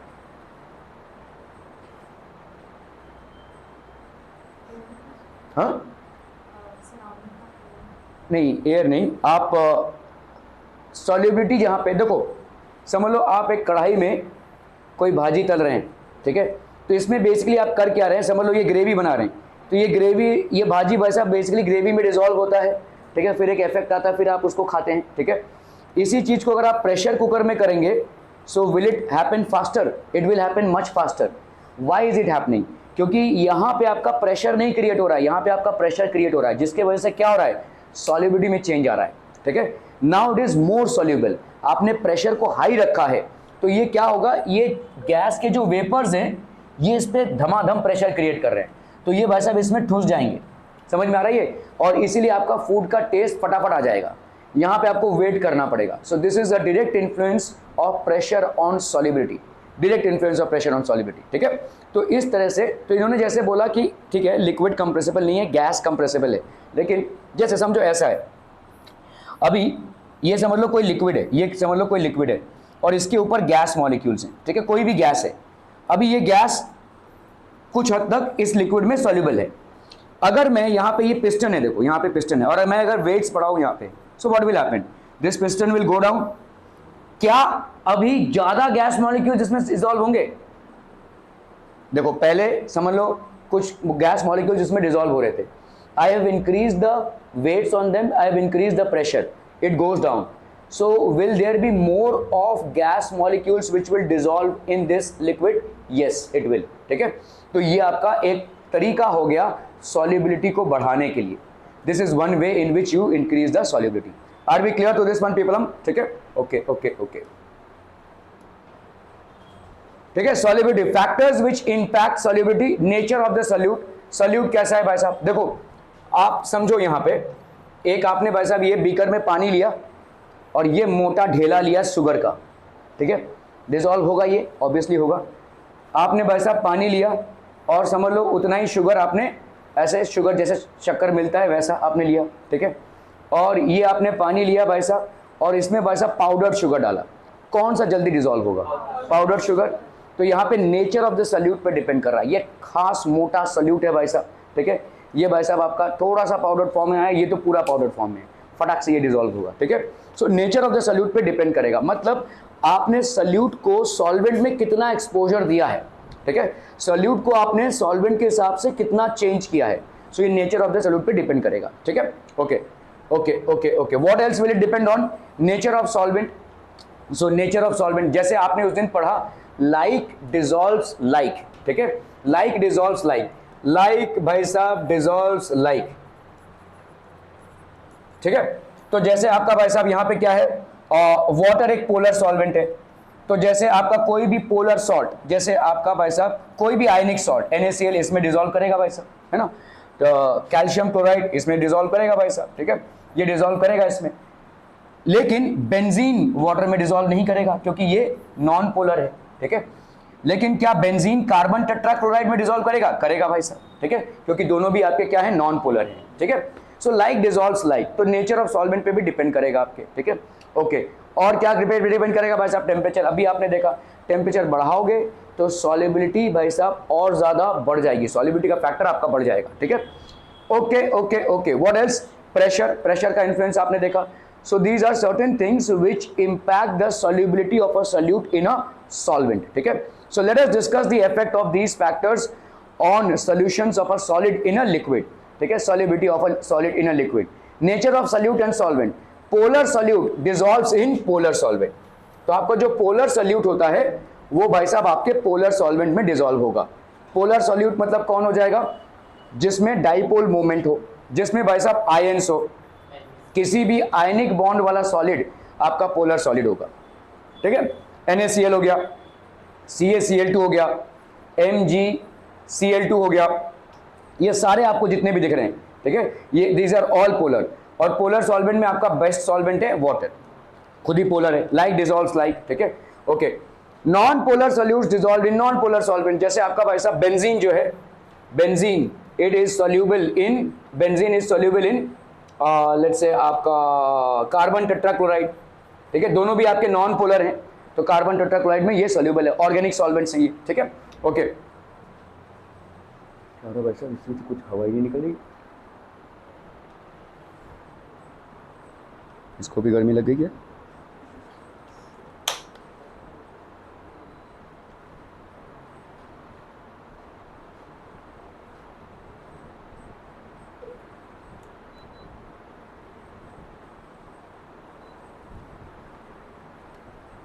ठीक है, effect of temperature, so solubility of a solid in a liquid, the solubility of a solid in a liquid is affected by temperature, ठीक है, एक सॉलिड का एक लिक्विड में it is affected by temperature. Enthalpy change in solution is denoted by delta H of solution. Enthalpy change मतलब भाई साहब आपका हीट में चेंज। कैल्शियम ऑक्साइड चूना जो आप बहुत आराम से लगाते हैं, ठीक है, चूने को अगर आप पानी में डालेंगे तो उससे आपका वाइट वॉशिंग होता है, उसमें आप थोड़ा सा कुछ भी एलिमेंट जो भी आपको रहेगा वो आप डालते हैं, तो आपका चूना क्या होता है, क्विक लाइफ, CaO, CaO को आपने भाई साहब H2O में डिसॉल्व किया तो ये आपका क्या हो जाएगा, CaOH2, तो ये आपका केमिकल रिएक्शन हो गया, इसको अपन नहीं ले सकते। लेकिन सोडियम हाइड्रोक्साइड को अगर आपने वाटर में डिसॉल्व किया तो आपको यहाँ पे सोडियम हाइड्रोक्साइड का एक्वस सोल्यूशन मिलेगा बच्चा पार्टी, और टेम्परेचर भाई साहब बढ़ेगा, ठीक है, टेम्परेचर विल इंक्रीज। तो यहाँ पे क्या हो रहा है, एक्सोथर्मिक रिएक्शन हो रहा है, लेकिन रिएक्शन नहीं है, ये कोई नया प्रोडक्ट नहीं बन रहा है, just by dissolving this in water the temperature rises, आपका टेम्परेचर भाई साहब राइज हो रहा है, ठीक है। So enthalpy change is denoted by delta H of solution. Delta H मतलब हो गया एच में कितना चेंज आया, ठीक है, okay. If the dissolution process is endothermic तो delta H is greater than 0, the solubility should increase with rise in temperature. तो सॉल्युबिलिटी आपका भाई साहब किससे बढ़ेगा, विथ राइज इन टेम्परेचर, ठीक है। Effect of temperature, if the dissolution process is exothermic तो डेल्टा मतलब देखो ये A प्लस B है और ये समझ लो भाई साहब आपका, तो ये H2 है बेसिकली, लेट्स से आप इसको ऐसे देख लो, ठीक है, आपका कोई सल्यूट है ये A और इसको आप वाटर में डिसॉल्व कर रहे हो तो ये आपको क्या दे रहा है, A ऑफ एक्वस सोल्यूशन, ठीक है, A ऑफ एक्वस सोल्यूशन।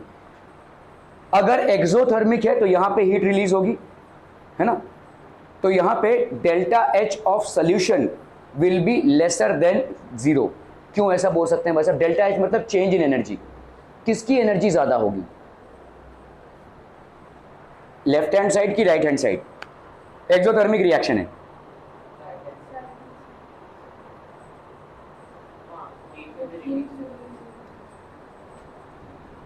तुम्हारा जो वेट है, मैं तुम्हारा चश्मा अगर मैं निकाल लूं, ठीक है, और तुम घर जा रहे हो, क्या वो वेट सेम रहेगा, माइनस चश्मा हो गया ना, ठीक है। तुम आए थे अपने चश्मे के साथ, मैंने तुम्हारा चश्मा निकाल लिया, मैंने तुम्हारा चश्मा निकाल लिया, तो ये कम होगा तुम्हारा वेट या ज़्यादा, कम हो जाएगा। अब बताओ मुझे, यहाँ पे दोनों रिएक्टेंट्स को मैंने रिएक्ट करवाया, ये एक आपका प्रोडक्ट बना प्लस हीट, किसका हीट ज़्यादा हुआ, इनका कि इनका, ये हीट आ कहाँ से रहा है, आसमान से तो टपक रहा है भाई साहब, इनमें से तो आ रहा है ना, तो which one has got more heat, the reagents और the products, the reagents have got more heat, समझ में, रिएक्टेंट्स रिएजेंट्स जो भी आप बोलना चाहें, तो LHS में आपका हीट ज्यादा है, क्या ये समझ में आ रहा है, are we clear on this one. ये भाई साहब आसमान से नहीं टपका ये हीट, ये आपका हीट जनरेट हुआ है, इज एन एक्सोथर्मिक रिएक्शन, तो इसका मतलब ये हीट इससे माइनस हो गया, ये अलग हो गया है, समझ में आ रहा है, ये आपका सोल्यूशन बना और ये हीट इससे अलग हो गया है, तो ये हीट आपका कहाँ से आ रहा होगा, यहाँ से ही आ रहा होगा, ठीक है। तो इसका मतलब अपन क्या बोल सकते हैं, अगर H of solution minus H of reactants अगर हम करने जाएं तो ये आपको क्या दे देगा, this will be less than 0, negative हो जाएगा ना ये, क्योंकि इसकी वैल्यू आपकी लेस है, मैं सिर्फ इसकी बात कर रहा हूं, इसकी बात नहीं कर रहा हूं, इसकी वैल्यू आपकी लेस है इससे, तो आपका नेगेटिव हो जाएगा। तो एक्सोथर्मिक रिएक्शन के लिए एंथैल्पी चेंज की value would be less than 0। क्या ये समझ में आ रहा है, एक्सोथर्मिक रिएक्शन के लिए। Now let's come to endothermic reaction. अभी आपका भाई साहब एक सल्यूट है, उसको भाई साहब आपने वाटर में डाला, ठीक है, ये बना आपका A का एक्वस सोल्यूशन, लेकिन आपने यहाँ पे क्या किया, हीट दिया, ठीक है, हीट दिया तब जाकर एक्वस सोल्यूशन बना। तो इसका मतलब क्या हो गया, अभी ये हीट के साथ ये एक्वस सोल्यूशन बना है, तो तो अभी पहले हीट नहीं था, आपने हीट दिया, तो हीट दिया बोल के ही एक्वस सोल्यूशन बना है, तो इसका मतलब आप क्या बोलोगे, H ऑफ सोल्यूशन। और अगर ये है आपका भाई साहब रिएजेंट्स, ठीक है, तो कौन ज्यादा होगा, ये वाला ज्यादा होगा, इसकी हीट लेकर आ रहा है अपने साथ, तो this will be greater than zero. समझ में आ रहा है? तो enthalpy change will be greater than zero, here enthalpy change will be less than zero. किसके लिए? एक्सोथर्मिक के लिए। किसके लिए भाई साहब? एंडोथर्मिक के लिए। Are we clear on this one people? हम ठीक है।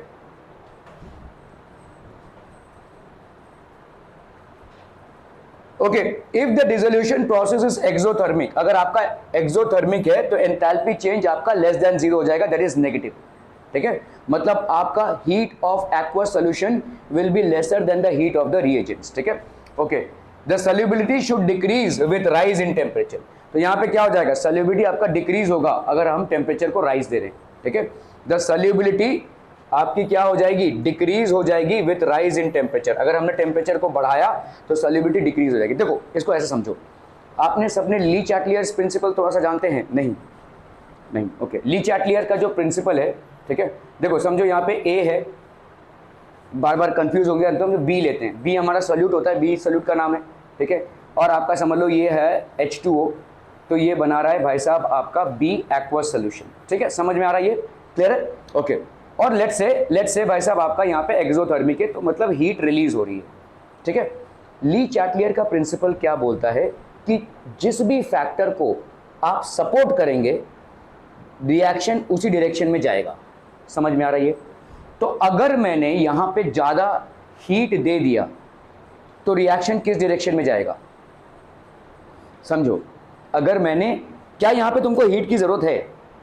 नहीं है, हीट तो भाई साहब तुम्हारा निकल रहा है।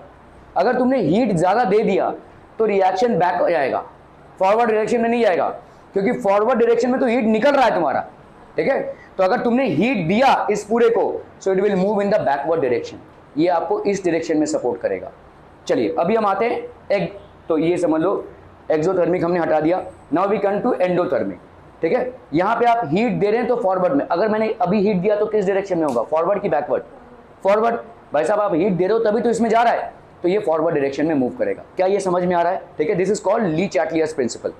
आप जिस भी फैक्टर को सपोर्ट करते हो रिएक्शन का डायरेक्शन भी उसी डायरेक्शन में मूव करेगा। ठीक है, ओके, जनरली तो आपका solubility of a solid solutes in liquid solvent increases with temperature. Generally हमने देखा है कि जितने भी सॉलिड होते हैं वो जब हम उसको लिक्विड में डिसॉल्व करते हैं तो उनका टेम्परेचर के साथ सॉल्युबिलिटी बढ़ता है, क्योंकि लिक्विड के अंदर स्पेस बढ़ रहा है, तो power of accommodation of more solute particles is increasing, hence their solubility is increasing. ये जनरल टर्म है। ठीक है, NaCl solubility is not much affected by increase of temperature, लेकिन कुछ एक्सेप्शंस भी है, जैसे सोडियम क्लोराइड को अगर आप देखोगे इसकी सॉल्युबिलिटी टेम्परेचर के साथ ज़्यादा नहीं बढ़ रही है। मतलब कैसा है, देखो अगर हम ग्राफ देखेंगे ना तो NaCl का कुछ ऐसा ग्राफ दिखेगा आपको, ऐसा नहीं कि बड़ा बढ़े, ठीक है, कुछ ऐसा दिखेगा आपको, कुछ ज़्यादा नहीं बढ़ा।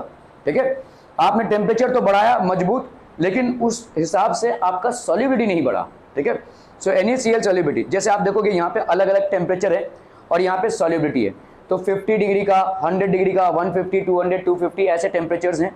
और लेट्स से सॉल्युबिलिटी मतलब 20 grams of solute is dissolving in 100 grams of the solvent, 40 grams of solute is dissolving in 100 grams of the solvent, 60, 80, 100 and so on and so fourth. ठीक है, कितने ग्राम्स डिसॉल्व हो रहे हैं पर 100 gram of the solvent. ठीक है, okay, let's look at it people. तो यहाँ पे अगर आप देखोगे अलग अलग सॉल्यूट्स के, ठीक है, लेट्स लुक एट इट, तो आप देखोगे NaBr सोडियम ब्रोमाइड ऑलमोस्ट देखो कांस्टेंट ही है, टेम्परेचर बढ़ा रहे तुम, लेकिन टेम्परेचर बढ़ने से आपकी सॉल्युबिलिटी नहीं बढ़ रही है, वही देखो 100 और 150 के बीच में है। ठीक है, you are increasing the temperature but with the increase of temperature the solubility is not increasing that significantly. ठीक है, let's come to KCl, NaCl। तो अगर आप देखोगे ज्यादा करके आयनिक सॉलिड्स में आपको टेम्परेचर के बढ़ाव से कुछ ज्यादा इंपैक्ट सॉल्युबिलिटी में नहीं मिल रहा है। ठीक है, सॉल्युबिलिटी में ज्यादा इंपैक्ट आपको नहीं मिल रहा है। ठीक है, we will see the reasons. Okay, now let's look at other salts here. ठीक है, यहाँ पे धड़ाधड़ बढ़ रहा है, देखो let's look at these salts.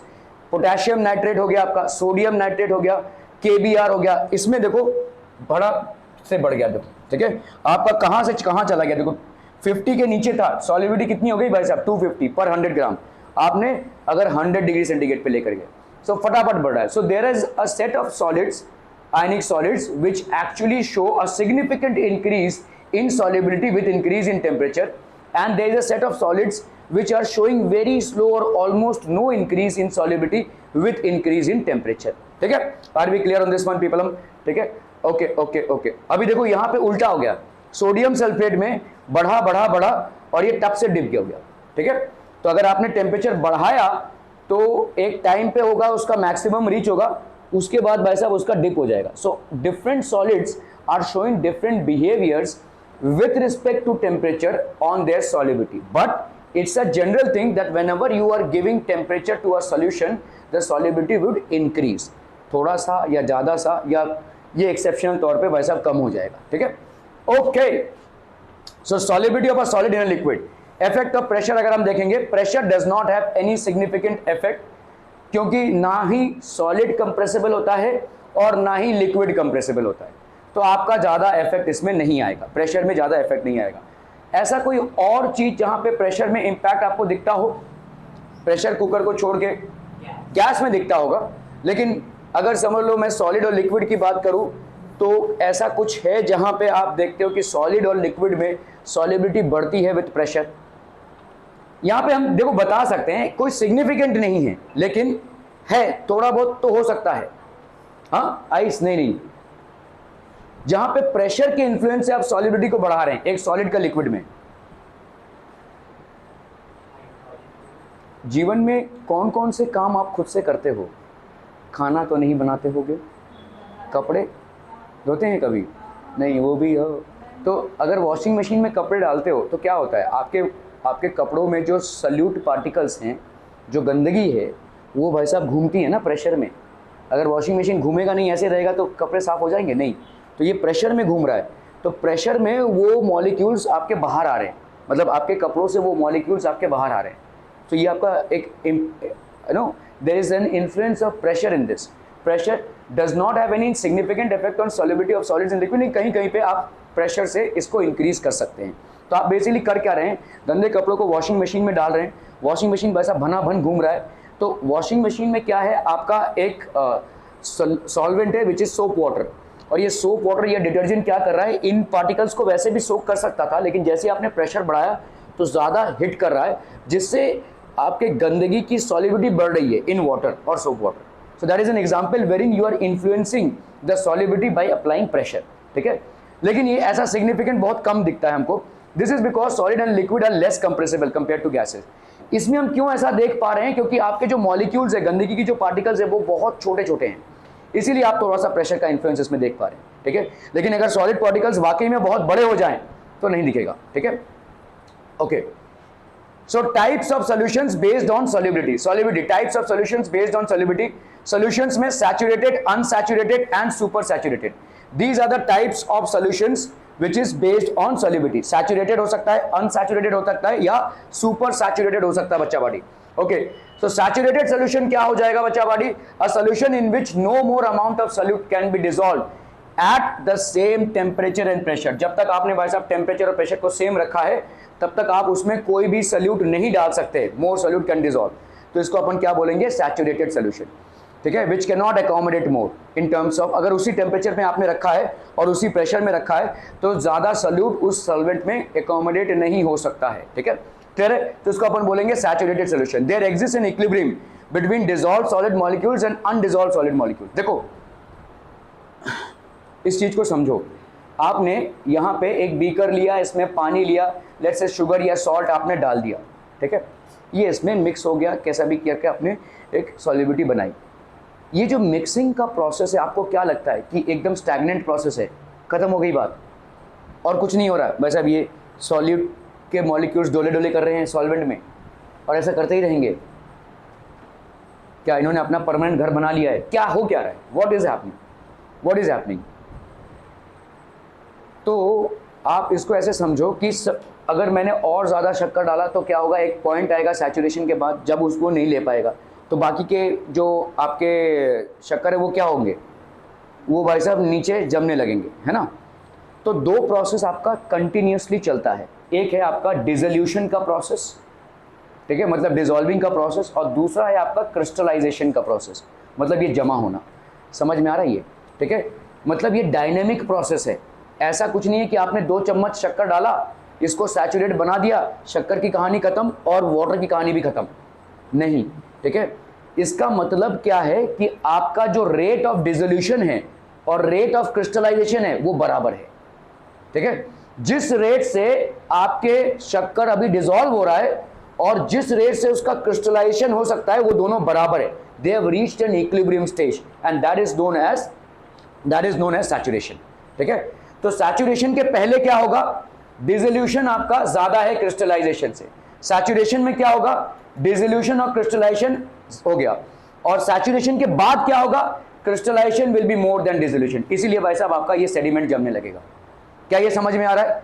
Sugar जो आप खाते हैं वो बेसिकली है क्या, वो क्रिस्टलाइजेशन से तो बना है। आपके गन्ने के जूस का क्रिस्टलाइजेशन हो रहा है। ठीक है, गन्ने का जूस आपने डाला, फिर और डाला, उसको बहुत गाढ़ा कर दिया, तो अभी क्या हो जाएगा, एक टाइम के बाद वो सैचुरेटेड हो जाएगा, और सैचुरेटेड जैसे ही होने लगेगा तो शुगर आपका डिपॉजिट होने लगेगा। वही शुगर आप भाई साहब खाते हैं। ठीक है, that is how it is. ठीक है, तो इसका मतलब क्या है, सैचुरेशन के पहले आपका डिसोल्यूशन का जो रेट है वो क्रिस्टलाइजेशन के रेट से ज्यादा, सैचुरेशन के टाइम पे डिसोल्यूशन का रेट आपके क्रिस्टलाइजेशन के बराबर, और सैचुरेशन के बाद क्रिस्टलाइजेशन का रेट आपके डिसोल्यूशन के ज्यादा हो जाएगा। This is how. तो it is not an equilibrium which is static, it is an equilibrium which is dynamic. वो भाई साहब कॉन्स्टेंटली चेंज हो रहा है। ऐसा नहीं कि भाई साहब आपने 2 चम्मच शक्कर डाल दिया तो आप सब स्थिर हो गया, नहीं, ये कांस्टेंट चल रहा है। This process is constantly happening.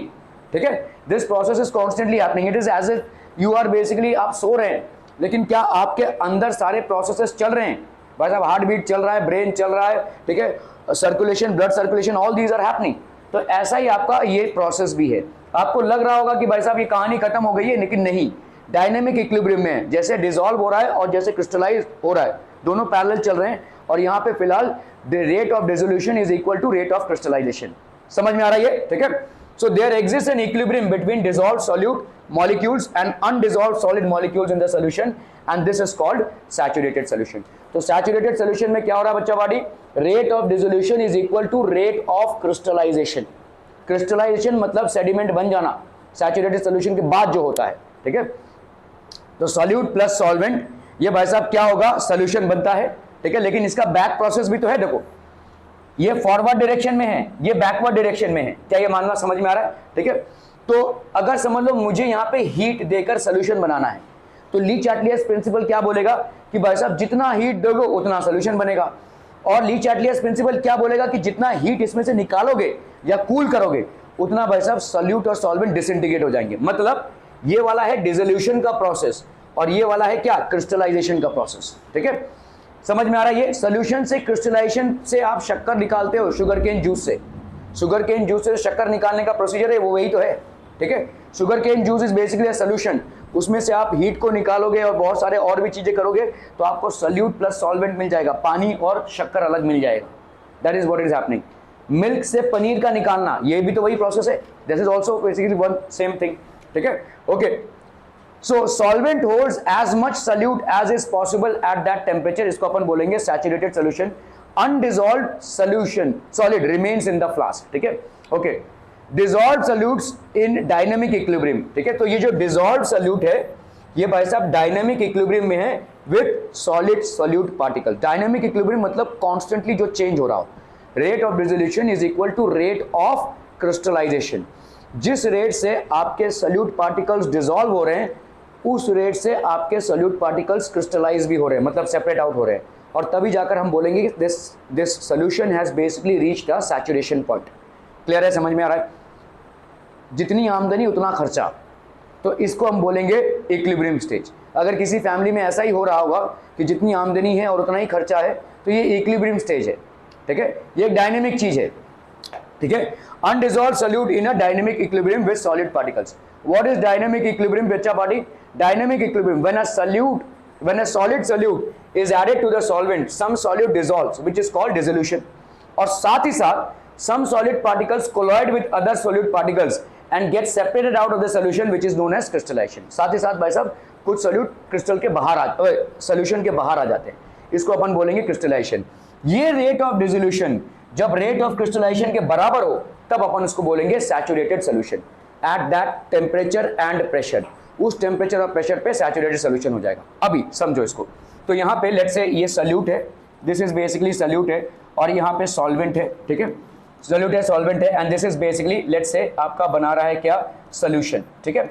और लेट्स से आपका एक्सोथर्मिक है, ये एक्सोथर्मिक, एक्सोथर्मिक मतलब यहाँ पे हीट रिलीज हो रही है, ठीक है, हीट रिलीज हो रही है। सैचुरेटेड सोल्यूशन में क्या हो जाएगा बोलो, डिसोल्यूशन का rate is equal to rate of crystallisation. समझ में आ रहा है?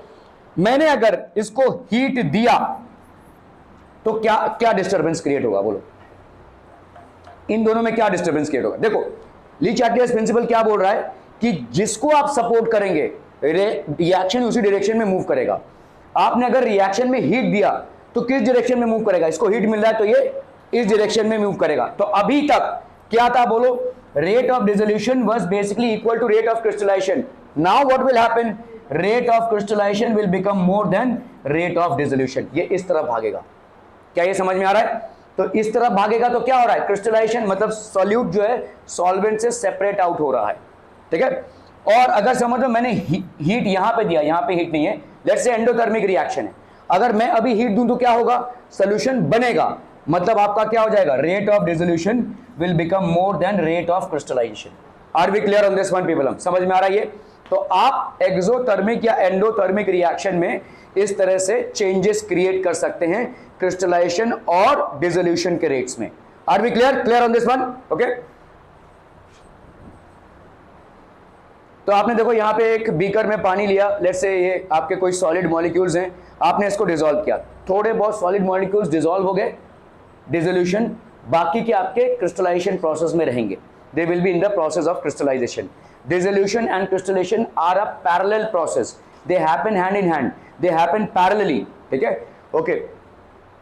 तो ये आपके दोनों के बीच में किस तरह का इक्विलिब्रियम है बच्चा पार्टी, डायनामिक इक्विलिब्रियम, ठीक है, dynamic equilibrium. So when the process of dissolution and crystallization started to occur at the same rate, under such conditions the number of solute particles going into the solution, which is dissolution, will be equal to the number of solute particles coming out of the solution, which is crystallization, ठीक है।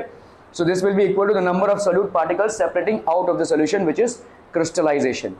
So this stage is known as dynamic equilibrium। अपन इसको क्या बोलेंगे, dynamic equilibrium। Unsaturated solution क्या हो जाएगा बोलो, What is unsaturated, मतलब और ज्यादा सोल्यूट पार्टिकल इसमें आप एडजस्ट कर सकते हो। तो मुझे बताओ अनसैचुरेटेड सोल्यूशन में कौन ज्यादा होगा, रेट ऑफ डिसोल्यूशन या rate of crystallisation? Rate of dissolution आपका ज्यादा होगा। क्रिस्टलाइजेशन क्यों होगा? अनसैचुरेटेड है मतलब तुम और भी ज्यादा सोल्यूट को डिसॉल्व कर सकते हो। अभी जो तुमने डिसॉल्व किया है वो तो डिसॉल्व हो चुका है, और भी ज्यादा डिसॉल्व कर सकते हो, तो आपका rate of crystallisation will be more than rate of dissolution, ठीक है, okay. So a solution in which more amount of solute can be dissolved at the same temperature and pressure, the amount present is less than that in saturated solution. जो आपका solute है that is less than what is present in saturated solution. तो आपका अभी और भी आप solute इसमें डाल सकते हैं to reach a saturated point, ठीक है, okay। So super saturated solution क्या हो जाएगा बच्चा party, a solution in which there is more amount of solute than that is present in a saturated solution at the same temperature and pressure is called supersaturated solution। तो जिसमें salute ज्यादा present हो, saturated से ज्यादा present हो, उसको अपन क्या बोलेंगे, सुपर सैचुरेटेड सोल्यूशन, ठीक है, इसको अपन सुपर सैचुरेटेड सोल्यूशन बोलेंगे। इसका मतलब क्या होगा, हाय देखो सुपर सैचुरेटेड सोल्यूशन क्या होगा, इसका मतलब यहाँ पे आपका क्रिस्टलाइजेशन ज्यादा होगा, rate of crystallisation will be more than rate of dissolution. Are we clear? Rate of crystallisation is more than rate of dissolution. Solvent holds more solute than is normally possible at that temperature। तो solvent आपका ज्यादा solute को hold कर रहा है than what is normally possible at that temperature। Clear है, clear है, clear है पेपलम, ओके। तो लेट्स से आपका भाई साहब यहाँ पे है, आपने यहाँ पे solute particles को ऐड किया, ठीक है। सुपर सैचुरेटेड सोल्यूशन में क्या हो जाएगा, आपके क्रिस्टलाइज्ड ये जो आपके क्रिस्टल्स हैं ये ज्यादा होंगे, क्रिस्टलाइजेशन विल बी मोर, ठीक है, ओके बच्चा body. Solubility of a gas in a liquid, तो अभी तक हमने क्या देखा, सॉलिड इन लिक्विड देखा, now we will talk about gas in liquid, solubility of gas in liquid, और यहां से आपका रॉल्स लॉ वगैरह चालू होगा, ठीक है, okay. Solubility of a gas in a liquid, gas एक ऐसी चीज है जो हमेशा प्रेशर और टेम्परेचर से इंपैक्ट होगी, ठीक है। प्रेशर का बहुत कम इन्फ्लुएंस सॉलिड्स पे और लिक्विड्स पे होगा because they both are incompressible, but gas तो अपने आइडेंटिटी में ही प्रेशर को लेकर आता है। Until unless you specify what is the pressure of a gas, you will not be able to properly identify it. ठीक है?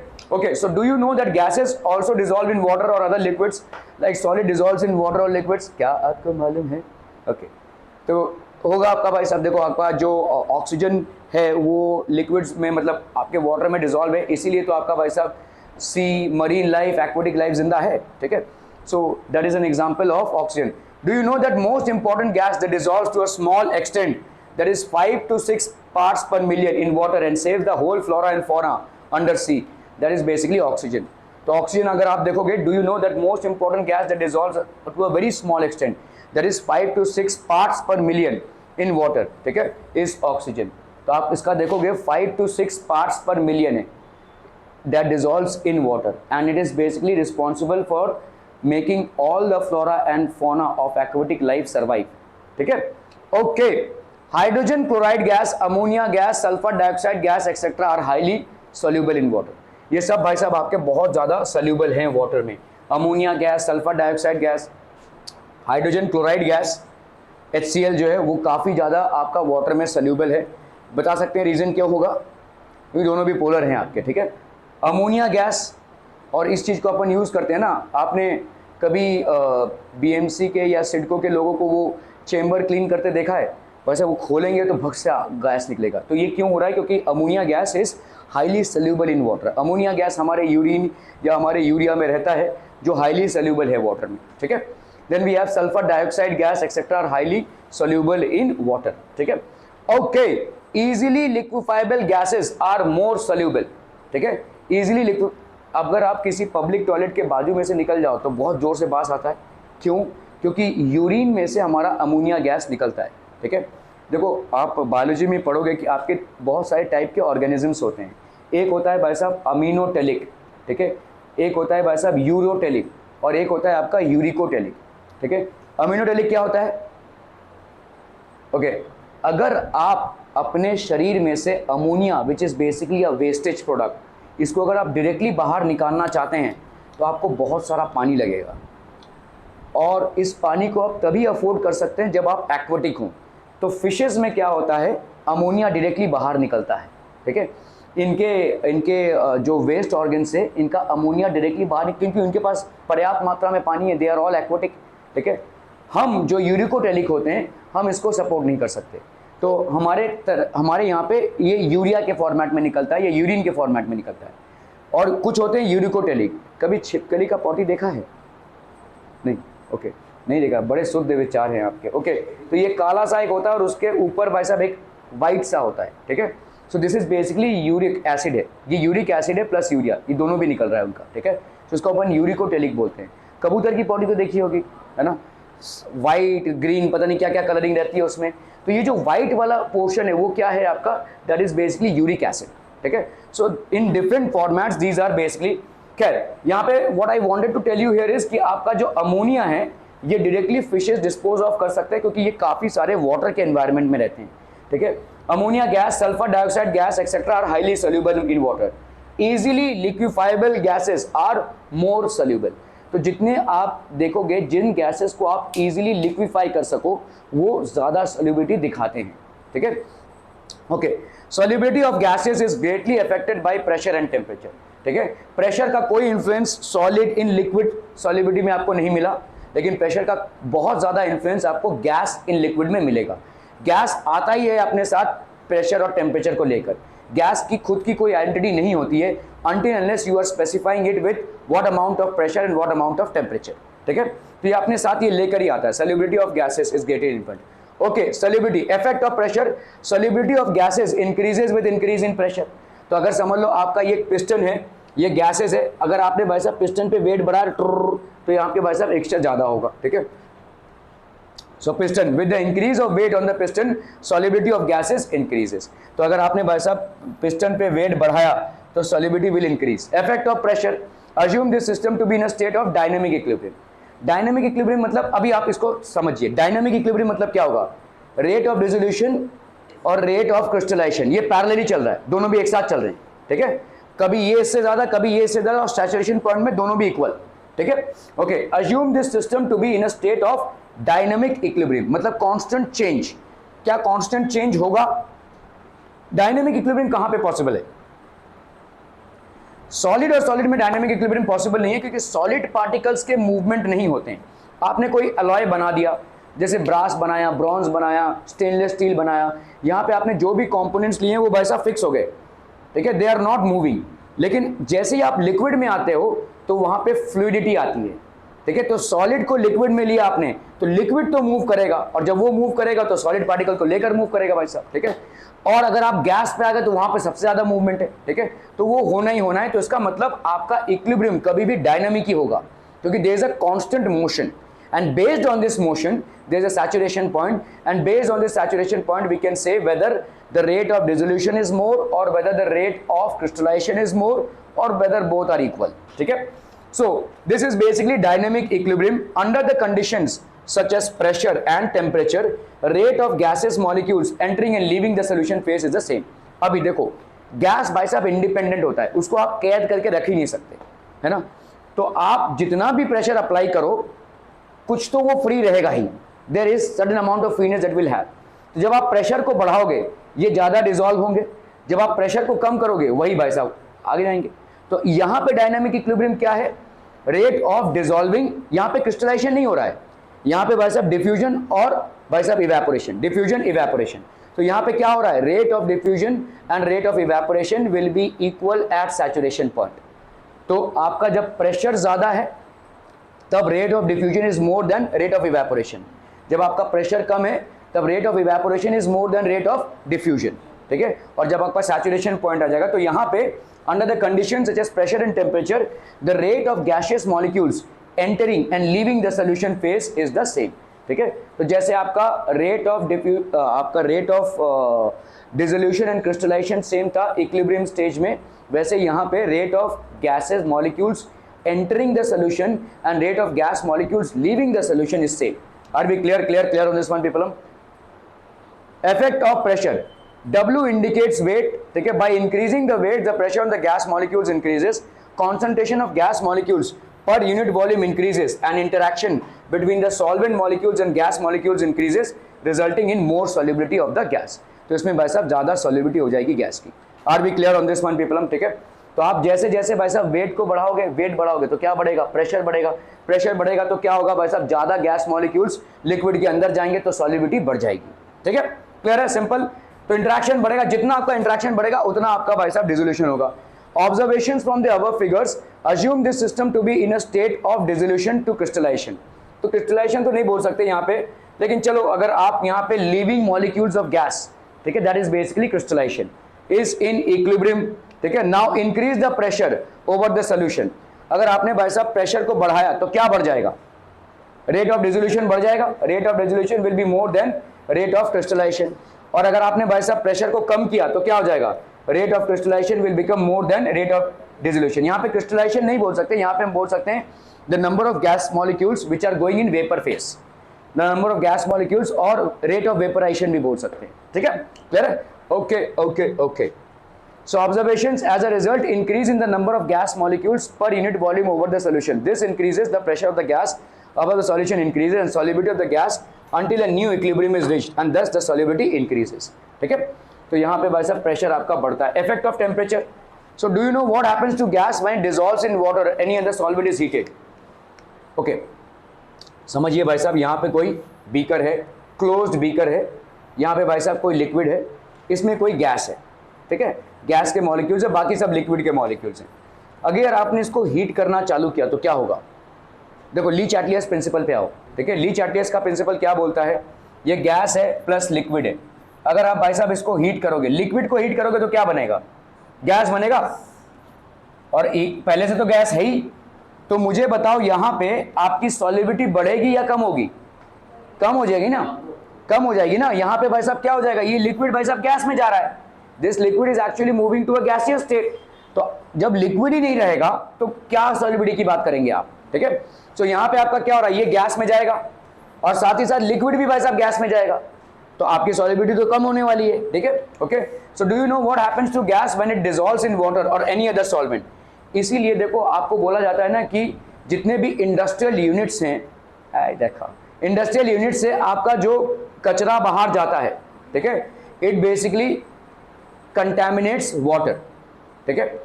अगर इस कचरे में भाई साहब आपका समझ लो ये इंडस्ट्रियल यूनिट है, यहाँ से भाई साहब कोई फ्लो जा रहा है और ये स्ट्रीम है, ठीक है, यहाँ पे फिशेस वगैरह हैं, अगर ये वार्म वाटर हुआ तो इनके लिए तकलीफ हो जाएगी। क्यों? कचरा जो होगा वो होगा, लेकिन ये वाटर कूल करके ही आप बाहर डाल सकते हैं, ठीक है। कचरा मुक्त तो करना पड़ेगा इसको, लेकिन इस वाटर को हाई टेम्परेचर्स पे आप नहीं डाल सकते। क्यों?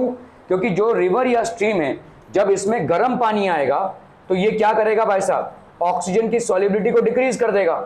ऑक्सीजन की सॉल्युबिलिटी डिक्रीज होगी मतलब ऑक्सीजन कंटेंट कम हो जाएगा, ऐसे ही पहले से कम है, और ये आपके लिए क्या हो जाएगा, this will basically prove very injurious to the health of all aquatic plants and animals because they survive on this oxygen, ठीक है, they are surviving on this oxygen, ठीक है। Just one moment.